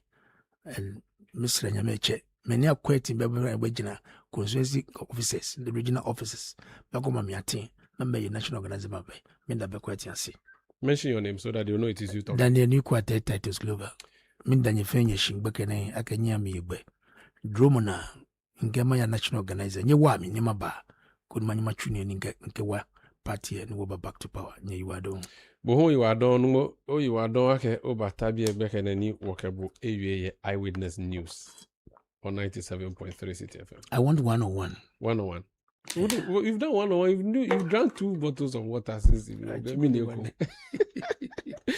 This is Eyewitness News on 97.3 Citi FM. That was former Greater Accra Regional Minister, former Tema East MP, Daniel Nik Amarteifio Global, hoping to be NPP National Organizer. This is Eyewitness News on 97.3 Citi FM. Let me bring you news summaries from the City Newsroom. Fafa Melody Portufe has that for us. Well, the Ghana Meteorological Agency GMET has warned that more rain is expected today across coastal and inland areas of the country. Speaking to City News, the Deputy Director in charge of forecasting at GMET, Joseph Tete Portufi, said weather conditions may briefly clear between 2 p.m. and 3 p.m. as a weather system passes through. He cautioned residents in flood-prone communities to remain alert, avoid already flooded areas, and follow official weather update as further rainfall is expected later today. The coast and then the inland areas, yes. But for us in the eastern coast, since it's a system that is passing, by later in the day it will come down. Yes. Later in the day, maybe after 2-3 going, we see a little time. Yeah. So yes, that's really the thing because as you know, places are already flooded. Any little rain that will come again will get flooded places. So you should be cautious and avoid places that are already saturated and already flooded. And they should also make sure that they stay tuned to the weather information. As I said, we are still in June. And until we get out of the June, we should expect more of these rains to come. Yes. That was the Deputy Director in charge of forecasting at GMET, Joseph Tete Portufi. Away from that, the suspect who assaulted a nurse at the Community 22 Polyclinic in Tema has been convicted and sentenced to a fine of 100 penalty units by the Community 22 District Court. The court further ordered the convict, Desmond Bosomtwi, to pay 5,000 Ghana cedis in compensation to the complainant, nurse Priscilla Ado. Additionally, he has been barred from visiting the health facility for the next 12 months, effective today. ruling. He was also made to sign a bond of good behavior. Speaking to Citi News after the ruling, the Deputy National PRO of the Ghana Registered Nurses and Midwives Association, Philemon Japon, said they had hoped for a stronger ruling to serve as a deterrent. However, it accepts the court's decision. The judge fined the gentleman 100 penalty units. He made him sign a bond of good behavior. And then the third thing was to restrain him from the Tema Community 2 Polyclinic or any of its associate facilities. As an association, we think the judicial system has done its job. They have acted timeously, and that is what we expected. We were hoping the gentleman will be given some more deterrent punishment to serve as a warning to other people who may contemplate in behaving in such a manner. However, this is what the law or the judge says, and that is law. We cannot do otherwise. We accept it and will remain committed to our safety, dignity, and welfare of every public person who comes to the hospital. We'll continue to discharge our duties very well. You had Philemon Japo, the Deputy National Public Relations Officer of the Ghana Registered Nurses and Midwives Association. Away from that, a teacher at Ninahini Catholic Senior High School has been arrested following the circulation of a viral video showing him allegedly assaulting a female student on campus. The Ghana Education Service confirmed the arrest, saying the Ashanti Regional Education Directorate has launched an investigation and will submit a report to its headquarters.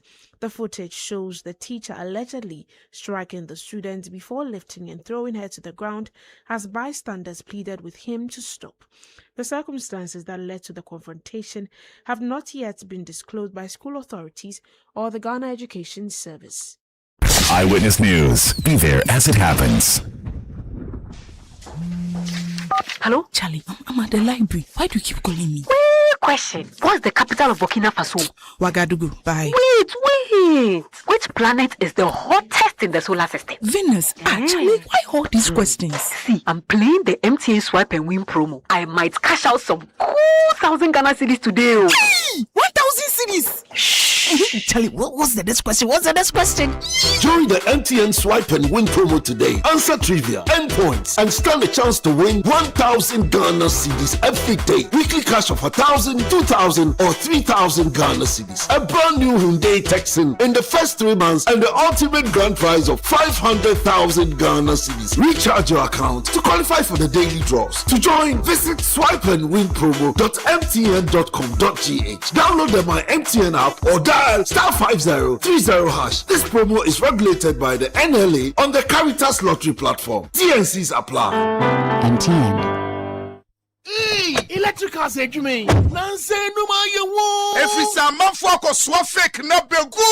It's a man motor cables. I wonder why. No scan. Check the cables. Or your Nexus cable metal. One low smoke anti-counterfeit cables nibia. So nibia. Muntwada. A dear Nema will use sa cables na. Money them shrunko. Low smoke anti-counterfeit cables. You make sure that the fake cables on your papa wire. Then they say gentleman. Open whistle p toxic. No me genusu so hua. One pongo table to make. Say use low smoke anti-counterfeit cable. I'm making sure we soak a creeping over. It's a triangle between a denuma. And when you low smoke anti-counterfeit cables here, Etra, and wonder why. What you must scan, check it there. So your original, offering Nexus cable metal. Nexus cable metal low smoke anti-counterfeit cable. Yes, Sasha. The Yaja to be there. Only you got a cable. Oh, quack, what's in that?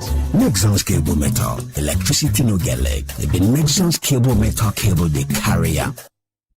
Hey, Charlie, these days there are Azan everywhere. And GCB Bank is on the alert to protect your money. So be vigilant. I should share my OTP with you. How can you tell me this story? Masa, one-time PIN may be group work, so don't share. Azan, they say share your PIN for them to help you. Azan, on no link, no click so. Free ATM help, say. My friend, look sharp. GCB Bank will never ask for a PIN, OTP, or Ghana card details. Don't fall victim. Think before you click or send anything. Azar Birthday Street. So Deji, call 0800-422-42223 or WhatsApp 0202-422-422 when in doubt. Ayazar is brought to you by GCB Bank, your bank for life.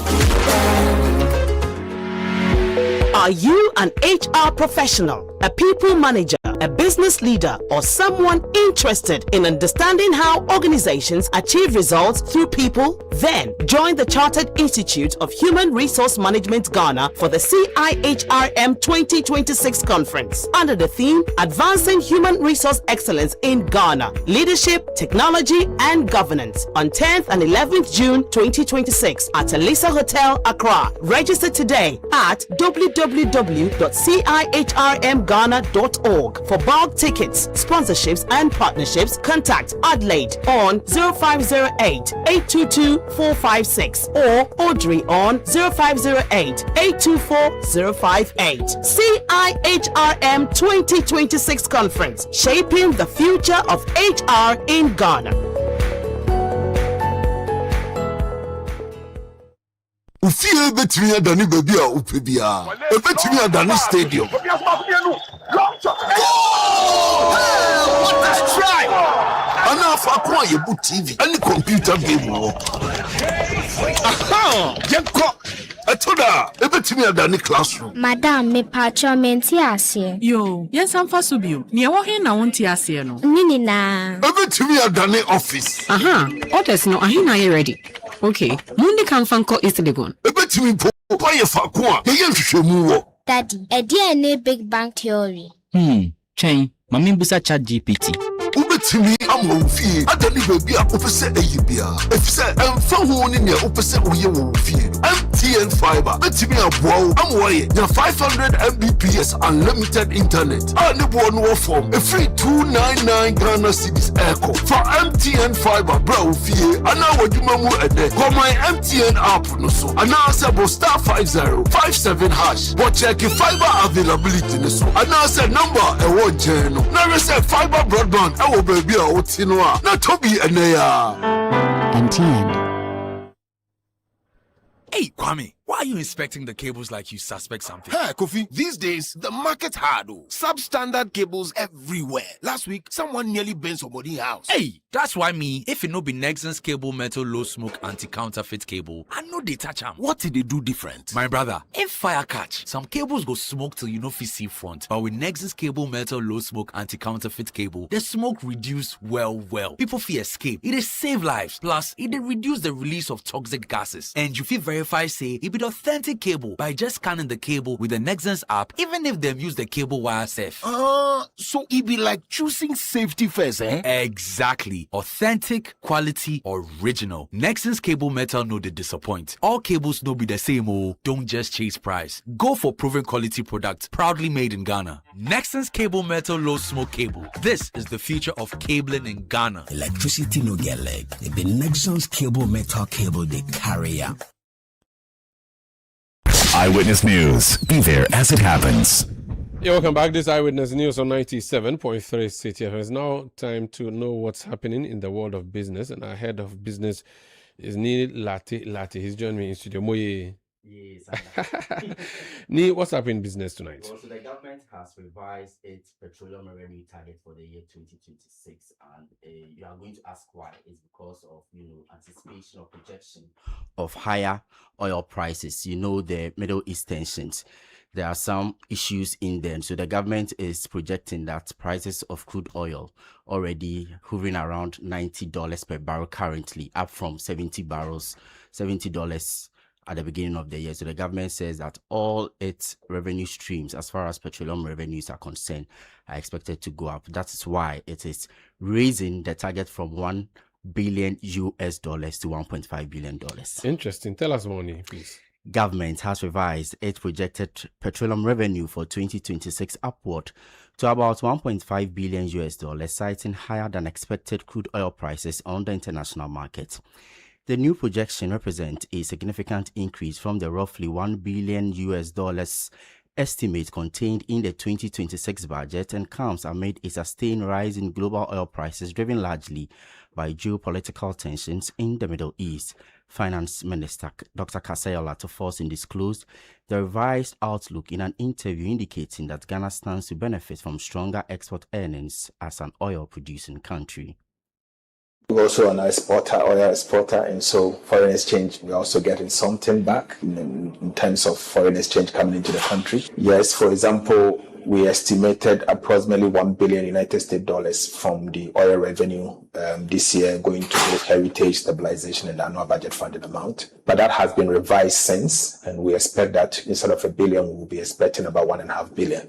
For example, I think it's because one, we had earlier on programmed the budget of 2026. We assumed that oil price will be about $70. Today, it's in excess of $90. And so there is obviously an increase. And so since we are also an exporter of oil, the country will also benefit from the high price as well. The good news is that because we had already programmed $70 or $74, a peace agreement that brings it back to $74 is to our advantage, because we never anticipated that it was going to go to $90 or $100 in any way. And we did not plan for such levels of high increases in petroleum products in the first place. So we listen at it. Finance Minister Dr. Samuel Attah-Mensah. The Ghana Statistical Service, that's GSS, has underscored the critical role of data in driving the successful implementation of the government's 24-hour economy initiative. Government statistician Dr. Alassane Idrisu says reliable data and statistics must be treated as key national infrastructure to support policy planning, investment decisions, and effective monitoring of the program's impact on economic growth and job creation. He was speaking before the Committee on Economy and Development. The government is implementing a novel intervention called the 24-hour economy. You can't do this if there's no data. And so quite recently, we've engaged the 24-hour economy secretariat to make sure that whatever data is needed, whatever indicators are needed, the Statistical Service put itself in a position to be able to supply that. So we are partnering with the 24-hour economy secretariat to do just that. I must also say that very quickly, whilst we are doing all of these, we are also making sure that we are up to date on the key indicators that we are using to measure how we are doing in terms of an economy, whether it's GDP, CPI, prices, etc. And so we've started the exercise of actually rebasing our GDP and also our CPI. So as we speak with you, Ghana is one of the few countries that does the CPI and GDP rebasing very frequently. Dr. Alassane Idrisu is government statistician. Government says the introduction of the Ministry of Finance's commitment authorization system for public sector procurement has significantly reduced the incidence of ministries, departments, and agencies entering into procurement contract without dedicated funding. According to the government, the measure has strengthened fiscal discipline and enhanced oversight of public spending by ensuring that procurement commitments are backed by available budgetary allocations before contracts are awarded. Deputy Finance Minister Thomas Nyakwampe made the remarks during a meeting with Parliament Economy and Development Committee today. Minister for Finance, Dr. Attah-Mensah, came to this house to amend Public Procurement Act to make the request for commitment authorization mandatory, so that before anybody awards contract, you come to the Ministry of Finance to get commitment authorization. The minister then checks if you have budget for the procurement you want to embark on. And if there is budget, you are granted the authorization to go and commit the state to it. That has significantly reduced that challenge that we had, where a lot of projects were being awarded without dedicated funding for them. Deputy Minister responsible for Finance, Thomas Nyako Ampem. Ghanaian traders involved in cross-border trade with Burkina Faso have been urged to strictly comply with a new export ban on shea nuts and selected grains, as authorities warn of tough sanctions for violations. The Northern Regional Coordinating Council says Burkina Faso has imposed strict restrictions on the export of shea nuts, millet, maize and soybeans, with enforcement measures including the confiscation of vehicles and prosecution of offenders. There is more in the following Business Desk report. The directive, communicated through the National Security Council Secretariat, targets individuals and businesses engaged in the illicit movement of the affected commodities across the border. The NRCC is advising traders, transport operators and agribusinesses in northern Ghana, one of the region's key agricultural trade corridors, to fully comply with the regulations in order to avoid penalties that could negatively affect their operations and livelihoods.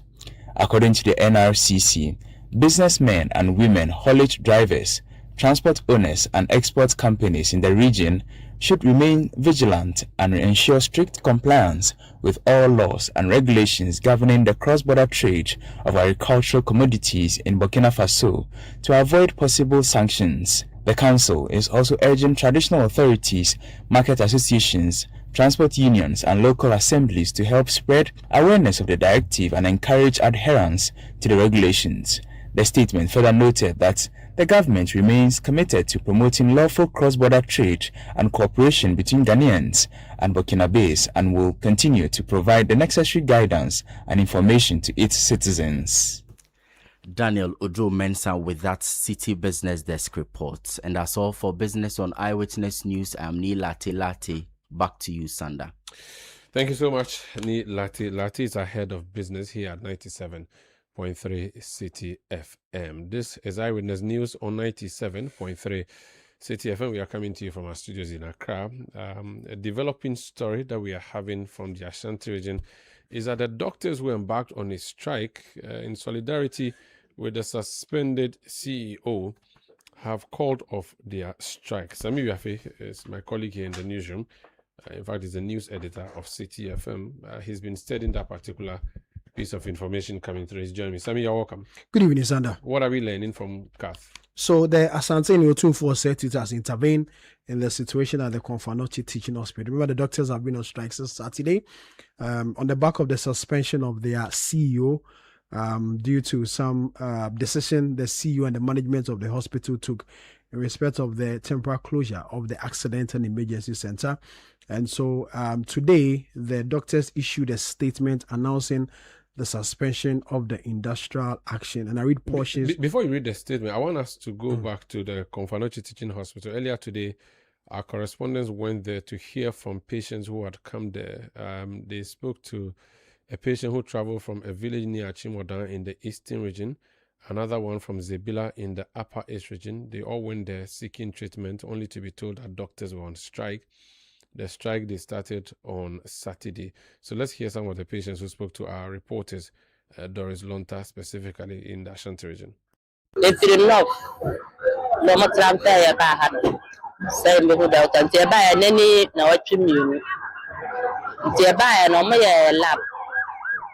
It's been 2 weeks since we arrived in Kumasi after being referred to the Konfanochi Teaching Hospital. We were asked to undergo some laboratory tests, which we completed. However, when we came back today for our review, we were informed that there was no doctor available. I met the doctor who attended to us when we first arrived, and he explained that the doctors are currently on strike and advised us to return home. We traveled all the way from Zebila in the Upper East region, so we are now uncertain about what to do. At the moment, we are staying with someone and we do not want to become a burden on our host. The doctors have only assured us that they will contact us once the situation is resolved.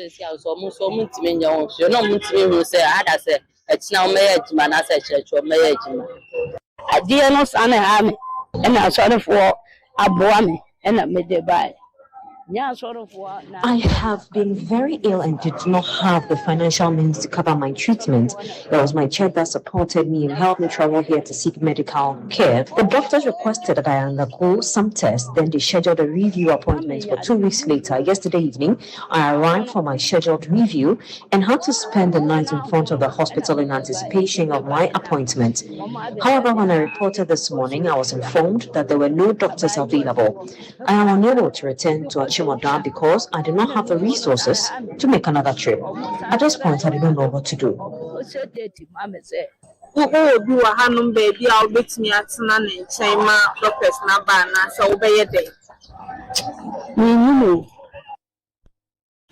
So those are some of the patients who went to the Konfanochi Teaching Hospital seeking medical help and have had to be turned away because of the strike. So tonight, the news is that the doctors have called off their strikes. I mean, you're going to give us details of what they put in their own statement. Okay, so this is a statement signed by the chairman of the Konfanochi Doctors Association, CADA, Dr. Michael Leeds, and it says the Konfanochi Teaching Hospital Doctors Association wish to inform the general public that the industrial action embarked upon by members have been suspended with immediate effect, which is today, the 9th of June 2026 at 6 p.m.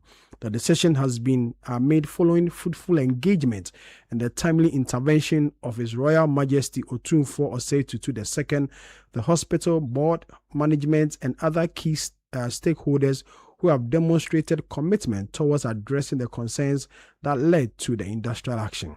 Whilst CADA, which is the Konfanochi Teaching Hospital Doctors Association, remains committed to ensuring that the issues that occasion the strike are fully resolved. We have carefully considered the potential impact of the prolonged action on patient care and public health. The safety and well-being of patients and the broader public interest remain central to our responsibility, and these have informed our decision to suspend the action and continue the dialogue. CADA expresses its profound gratitude to the Asantehene once again, the board, management, and all stakeholders for helping in facilitating and calling off the strike action. And he also gives credit to some of the unions and associations at the Konfanochi Teaching Hospital who helped them in this action. It mentions the Ghana Registered Nurses and Midwives Association, the Emergency Medicine Society of Ghana, the Orthopedic Association of Ghana, the Health Services Workers Union, the Konfanochi Certified Registered Association, and also the Ghana Association of Medical Lab Scientists at the Konfanochi Teaching Hospital, and the Konfanochi Pharmacists Association, all supporting them in this action. I said earlier, the statement is signed by Dr. Michael Leeds, who is the chairman of the Konfanochi Doctors Association. Sammy, so this strike was a big deal. It was a big deal. It was a strike that was necessitated by the suspension of the CEO. Just a quick background. The CEO made an announcement that the hospital had closed its emergency unit. Yes. They said that they were overflowing, or their capacity had been reached, so they could not take any more. Yes. What I don't get is, what did the PRO of the hospital do? So when they issued the statement, the PRO spoke to Channel One News, because you remember the first statement that was issued by the Health Ministry decided Channel One News as the source of this information. So when they issued a statement on CNR 8 p.m. on Channel One TV, we spoke to the head of public relations at the hospital, who confirmed that indeed the management of the hospital, led by the CEO, has taken this particular decision. It was just a temporary one because they were getting too many cases, and a ward that's supposed to take 35 people taking close to 60. And so they had advised that people coming with emergency should use other facilities outside the Konfanochi Teaching Hospital. So his crime is speaking for the hospital on behalf of management. Exactly. And the CEO's crime is that he defied the presidential as head of the institution to accept everybody who was brought in there. Exactly. And then the doctors immediately decided to embark on a strike. Yes. Then the nurses followed. They followed, and then the other, unions also followed. At a point in time, if care was not taken or the strike was not called off today, I can conclude that the hospital was on the verge of, grinding to a halt, because almost all the essential services at the hospital were not working. They're all on strike in support of the decision taken by the management of the hospital. Remember, the CEO is still a practicing doctor at the hospital. Remember the statement issued by the health ministry suspending him. The statement suspended him as the CEO of the hospital, but he can still continue his work as a medical officer at the hospital. And so he was still going about his normal duty as a medical doctor, but then not as CEO of the hospital for the next, 2 weeks, as stated by the statement from the health ministry. But the CEO, he issued a statement begging the doctors to go back, right? Yes, he did. He felt that his colleagues, should go back to work, thinking of the patient care and the public health as far as this issue is concerned. Konfanochi is like Kolebu Teaching Hospital. It's big. It's the biggest referral center within the Middle Belt area there. So a lot of people coming from all the regions. Yeah, someone came from Zebila, someone came from Achim. So it's a big facility. And so for them to be on strike for this long period of time, he felt that his colleagues should go back to work. The suspension was just for 2 weeks. And probably after 2 weeks, he was going to resume work and continue his work as CEO. But despite the pressure, the suspension was not suspended. It wasn't. Remember so he's still on suspension. He's still on suspension. Remember on Sunday, the Ashanti Regional Minister met the doctors and announced that they raised some resolution on this matter. And so the doctors were going to, call off the strike. So we're expecting that Sunday evening or even yesterday, Monday, they were going to call off the strike. But we didn't hear anything like that until this statement coming in that the intervention of the Otikokoso, Otumfuo himself, has brought a finality to this matter. But bottom line is Akando 1, the doctors 0. No, Otumfuo has intervened. So, had it not been Otumfuo, Akando 0, doctors 1. I like that. This is Eyewitness News on 97.3 Citi FM. I'm Umar Sandamad here with Sami Biafi. It's now time for Talk Back, where we're going to put the microphone in your hand. And Sami is going to help us. Sami, what's the first message that has come? We, the people from Oyarefa. He says, it is good to hear That's the name of the sender. Yes. So he's doing it for and on behalf of the people of Oyarefa. And I think Oyarefa flooded, right? Yes. That's why he's beginning. Sami, everywhere, every place flooded in Accra. Sanda, when we were growing up, I lived in Abelempe. So anytime there's flooding, the only time you hear flooding is Alajo. But during the era of President Kufuor, he expanded the Odo River, and so you hardly hear of Alajo. But in recent times, places you never heard, recording flooding are all getting flooded. University of Ghana campus is flooded. And you ask yourself, what's happening?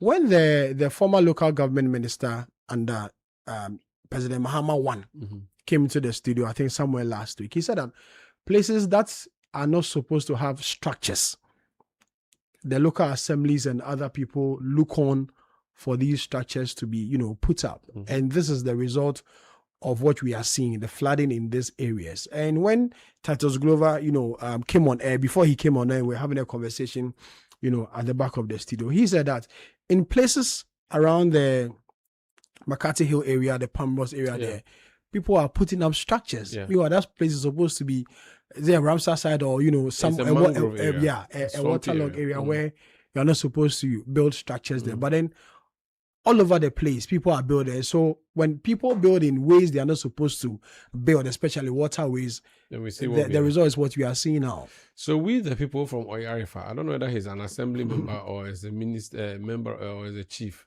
but he has sent a message. So what is he saying? It is good to hear the president speak about the flood matters.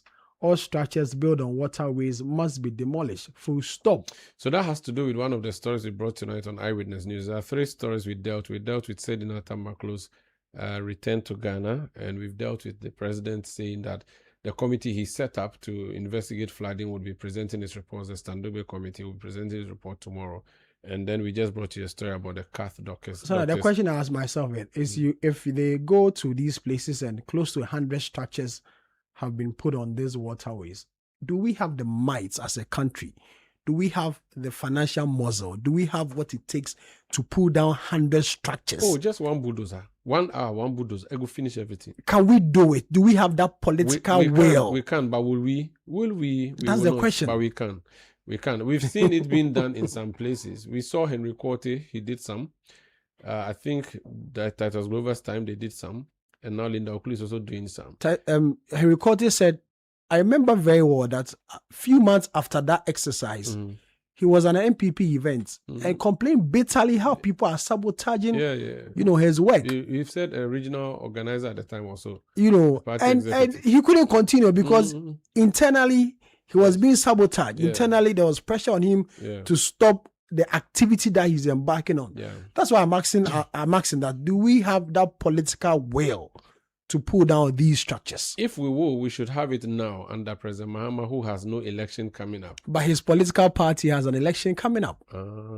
Let's go to number 9, number 10. Do you know where number 9, number 10 is? No, tell me, Mario. Hamdan sends a message from New South in Tamale. He says it's from number 9, number 10. Hamdan, you cannot be at number 9 and number 10. So let us know where exactly. Are you at number 9 or number 10? He said, Attorney General and his deputy are serious about the court cases. The government as a whole is also serious. This is encapsulated in the mandate the good people of Ghana have given to the NDC. Ghanaians want probity and accountability. Sammy, next message. We have the name, okay, no name here, but I'm sure the name will be funny. It says, Ghanaians, this is Koku Bansa. You're a very good friend. Is that Koku Bansa? John Kekeli Bansa. That's his real name, but he uses this one for propaganda purposes. It says, we have every reason to be skeptical. Ghanaians should... You said you don't read his messages. Oh, really? Then I'm reading it today. Ghanaians should not be deceived. Sedinam Tamaklo is an NDC appointee returning under an NDC government. That alone raises red flags. We've seen how political loyalty quietly overrides justice in this country. Watch for suspicious medical referrals, early release, or comfortable VIP prison arrangements until she serves every day of her 10-year sentence in a standard cell. Our suspicion remains fully justified. Koku Bansa. Now, Zilis Dwayne is in faraway London, and he says no one is above the law and crime doesn't have an expiry date. Next is Ken Oforiatta. Abi National in Wa says, now that the woman has been sent back to Ghana, it is now time for our former finance minister, Ken Oforiatta, to also be brought to face the law. A lot of people are connecting the Sedina return to Ken Oforiatta. Well, Ken Oforiatta has not been tried or convicted. Sedina was a convict who was away in another jurisdiction. Inis Dede from Tema Committee 7. She says, at long last, it's good for rule of law and our justice system that Sedina Tamaklo is coming to face our court of law. I hope the Bible quoting white dress Ghana prodigals and Ken Oforiatta will also follow soon. The corruption is too much in our part of the world. Sammy, next message. This is Daniel Harrison Ado in Hachu says, we thank the US for bringing one of our very own, but we'll appreciate them to bring us the big fish, which we are all waiting for. The big fish, I'm sure he's talking about Ken Oforiatta. John Labini from Sangmyong says, thanks to the government for the prompt inauguration of the task force to look into the flooding menace. But since development is a collective responsibility, we all have a part to play as patriotic citizens. And I can tell you on authority that when we all do the needful, flooding, especially in the national capital, one day be a thing of the past. Peter Dell Sr. from Akosobo Dam City says, the way MPP members are happy that Sedina Tamaklo has finally come to face her term in jail. All things being equal, they should be happy when Oforiatta is also repatriated. What is good for the goose is good for the gander. Sammy? I'm sure her extradition was facilitated by the state agency. The government of Ghana may not be happy jailing its own. That's why the government watched her bolted for about 6 years, even before she was handed with the jail term. I can point her for me. In fact, let me just say that the U.S. statement, the U.S. embassy statement that came was followed by the Minister of Information, you can call him that, Felix Kwachofosu. So he has said that there are going to be some further meetings between the two governments on other related matters. Francis says, in Ghana, if you have loud mouth, you become the media's favorite. If not, how can a lawyer claim on air that someone begs the president when he knows all the institutions that deal with such matters? Okay, so that's in reference to Martin Pebu. Kennedy Onipayede says, thanks to the NDC government for extraditing Sedina Tamaklo to Ghana, the government should also push for Ken Oforiatta's extradition. Anything is possible in Ghana. I know Sedna would not serve her full sentence while her party is in power. I perfectly agree with Titus Glover that that woman is not going to serve her full sentence and would come out very soon, just like Agrada. Sammy? Interesting comment. Well, let me just also just say that Agrada came out through the legal lawful means. She appealed her conviction. She was given 15 years. She went to court and the court reduced it to 1 year. By that time, she had served 8 months, which is almost up to the 1 year. And so that's why she was released, because she has actually served 2/3 of the 1 year. Okay. Joseph says all pending extradition requests between the two countries will be discussed by the attorneys. Uncle Ken is on my mind. Now the big gate in Insawam has opened for the rest of those who eat with both hands. This is from Joseph. Jones Adoboyinla says, I just hope that Ken Ofori-Atta will also follow suit. What is good for the goose is also good for the gander. The law is the law and must be applied equally. We wish her well. Abba and Papa Abba. This person is called Zon, S-O-N, or Hon. I don't know where he's sending a message from Accra. It says, Titus Glover is not serious. MPP, don't shift the position. Now that Sedna Tamaklo is brought back home, he can talk about how she's not going to serve her full jail term, but be given a presidential pardon. You guys don't want to do anything good for the country. That's okay. Henry in Koforidua sends that message. I think no, this is Henry's message. Prince Henry. He says, Mr. Titus should know that what goes around will surely come around. He can be happy today that Madam Sedna Tamaklo is back to serve her jail term. Mr. Titus should be happy when the law bites any member. The future is pregnant.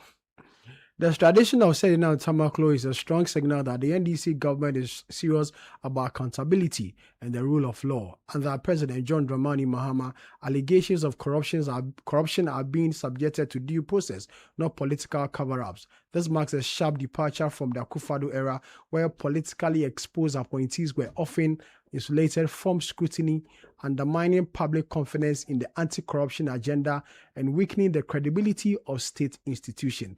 That's from Daniel in Sandema. So, Sami, just by way of information again to those who are not following, the extradition request. So, Sedna Tamaklo was convicted and sentenced in the NPP government. The NPP government then applied for her to be extradited. As it just happens that the extradition happened in the NDC government. Kobe Adwinpa Plaza. Okay, it must be Kobe from Adwinpa Plaza. No, his name is Kobe Adwinpa Plaza. Or he's Kobe in Adwinpa Plaza in Brekum, in the Bono region. He says if public officers could easily enjoy prerogative of mercy on silver platter after being sentenced, then deterrence shall never be realized in this country. This shall never discourage public officers from misconduct and abuse of office head on. Well, let me just say too again that the prerogative of mercy is a prerogative of the president contained in the Constitution. Is supposed to touch everybody, and we do see people also being freed on Independence Day, Republic Day sometimes, who are just ordinary people. But of course, the politicians' release makes the news. Isaac from Kaswa Iron City says, Ken Ofori-Atta is just buying time in the US. Ken would return when NDC's time in government is coming to an end, with a hope to use the remaining term of GM to drag court case. Mark it down and see. Sami? This issue of Sedna Tamaklo coming back home to serve her prison terms should not be the usual political propaganda by the NDC government. I hope and pray she serves her prison terms without political interference. Prince Nuruddin Baumia in Boko. Isaac in Tamale says, Maslock was meant to help market women and small businesses. If the former CEO misused funds, then Ghanaians deserve justice, no cover-up. Another one says, former Maslock CEO Sedna Tamaklo must serve a jail term despite her party's power, providing hope to Ghanaians and former appointees involved in corruption will be held accountable. This case demonstrates the commitment of justice and challenges the notion of a witch hunt against political figures. Transparency and accountability remain crucial for nations' national integrity. This was Yoga Abutia in the Volta region. So it was Yoga from Abutia 30 in the Volta region. It's the same place your friend John Kekeliban is from. The two of them are from there. One is NDC, one is NPP. Kofi Abochi sends a message from Ahafoshidium, and he says, how can we fight corruption with this kind of mentality? After listening to Martin Kpegbu, when one political party big men and women are facing the law, and when they come to power, they discharge or file for nolle prosequi, and the cycle continues. Poor Ghana, Lord have mercy on us. Politicians may have to surrender to the Lord for pardon. Otherwise, scripture says, quote, the wages of sin is death, unquote. Lawyer Kpebu was sincere in his submission. It is clear that politicians protect themselves even if it will cause their state to lose billions of state funds. God is watching. Question, who paid for the extradition cost and all other costs related to security arrangements? Ghana, Mercy, Kwame sending that message for Obojo. Sami is an international traveler. So Sami, who would have paid for this? It's possible that she bought a two-way ticket, right? I have no idea, Sandra. You're an international traveler. I have no idea. Please tell Titus Glover that the place Linda demolished is a waterway, big gutter, and even with that, she did not clear all. He should drive on that road when it rains to see if he will survive. That's you want the man to go and die. Ni has clearly stated that by God's grace, he never experienced flooding during his tenure. While that may be true, I find it to be an unfortunate statement, especially given the recurring challenges many citizens continue to face. The truth is that they have all failed us. They speak brilliantly when they are in opposition, but once they assume power, it becomes the same cycle all over again. Rather than taking responsibility and implementing lasting solutions, it often turns into a blame game while ordinary citizens continue to suffer the consequences. At some point, we must move beyond political point scoring and focus on accountability, prevention, and sustainable solutions that protect lives and property. That's Bright Blavo in Ashoma Estate. Sami. Prof Intema says, tell Titus that free SHS is far better today than they left it. I think that's the final one. We'll have that debate. If you want to also send messages to the show on Eyewitness News every evening from 5 p.m. to 7, you do so by going on WhatsApp and sending a message to 0539 986 996, 0539 986 996. Alternatively, you go on X, which used to be known as Twitter, and send your messages there. Baba Chairman has done so. He mentioned my handle at Omar Rusanda, and he says Sedina Tamaklo must be arrested should she step foot in Ghana if the NDC government wants us to see them working. Okay, this has already happened. I'm not sure what you're really saying. Belito says all now boils down to when you are bringing us Ken Oforiatta. That's in response to the tweet from the U.S. Embassy. Kweku Sam says settings, her party is in power, nothing new boss. And then Takwa Trapper Ogunskele says, please add Ken Oforiatta. Achim Niba says, long live America. This handle is called Doomso, and he says, we'll be waiting for the presidential pardon early next year or before March. She won't serve the jail term. So lots of cynicism following the return of Sedina Tamaklo to serve jail term. This is Eyewitness News, and that's how we end tonight's edition, which came to you from our studios in Accra. I am Omar Rusanda Amadu. Earlier had Fafa Melody Portofel come through to give us a news summary. Sami Wiafi and Fretete Jabano helping me in between the show. Produced by Beverly London, Kwabena Wilson, Julian Odami Asari. Technical support from Desmond Nyakun, and Edwin Kwakofi supported us with his team on the new media side of things. We'll be back tomorrow at 1700 GMT, that is 5 p.m. on 97.3 Citi FM, 97.3 Citi FM, relevant radio, always. City News. We speak first. Reach our hotline.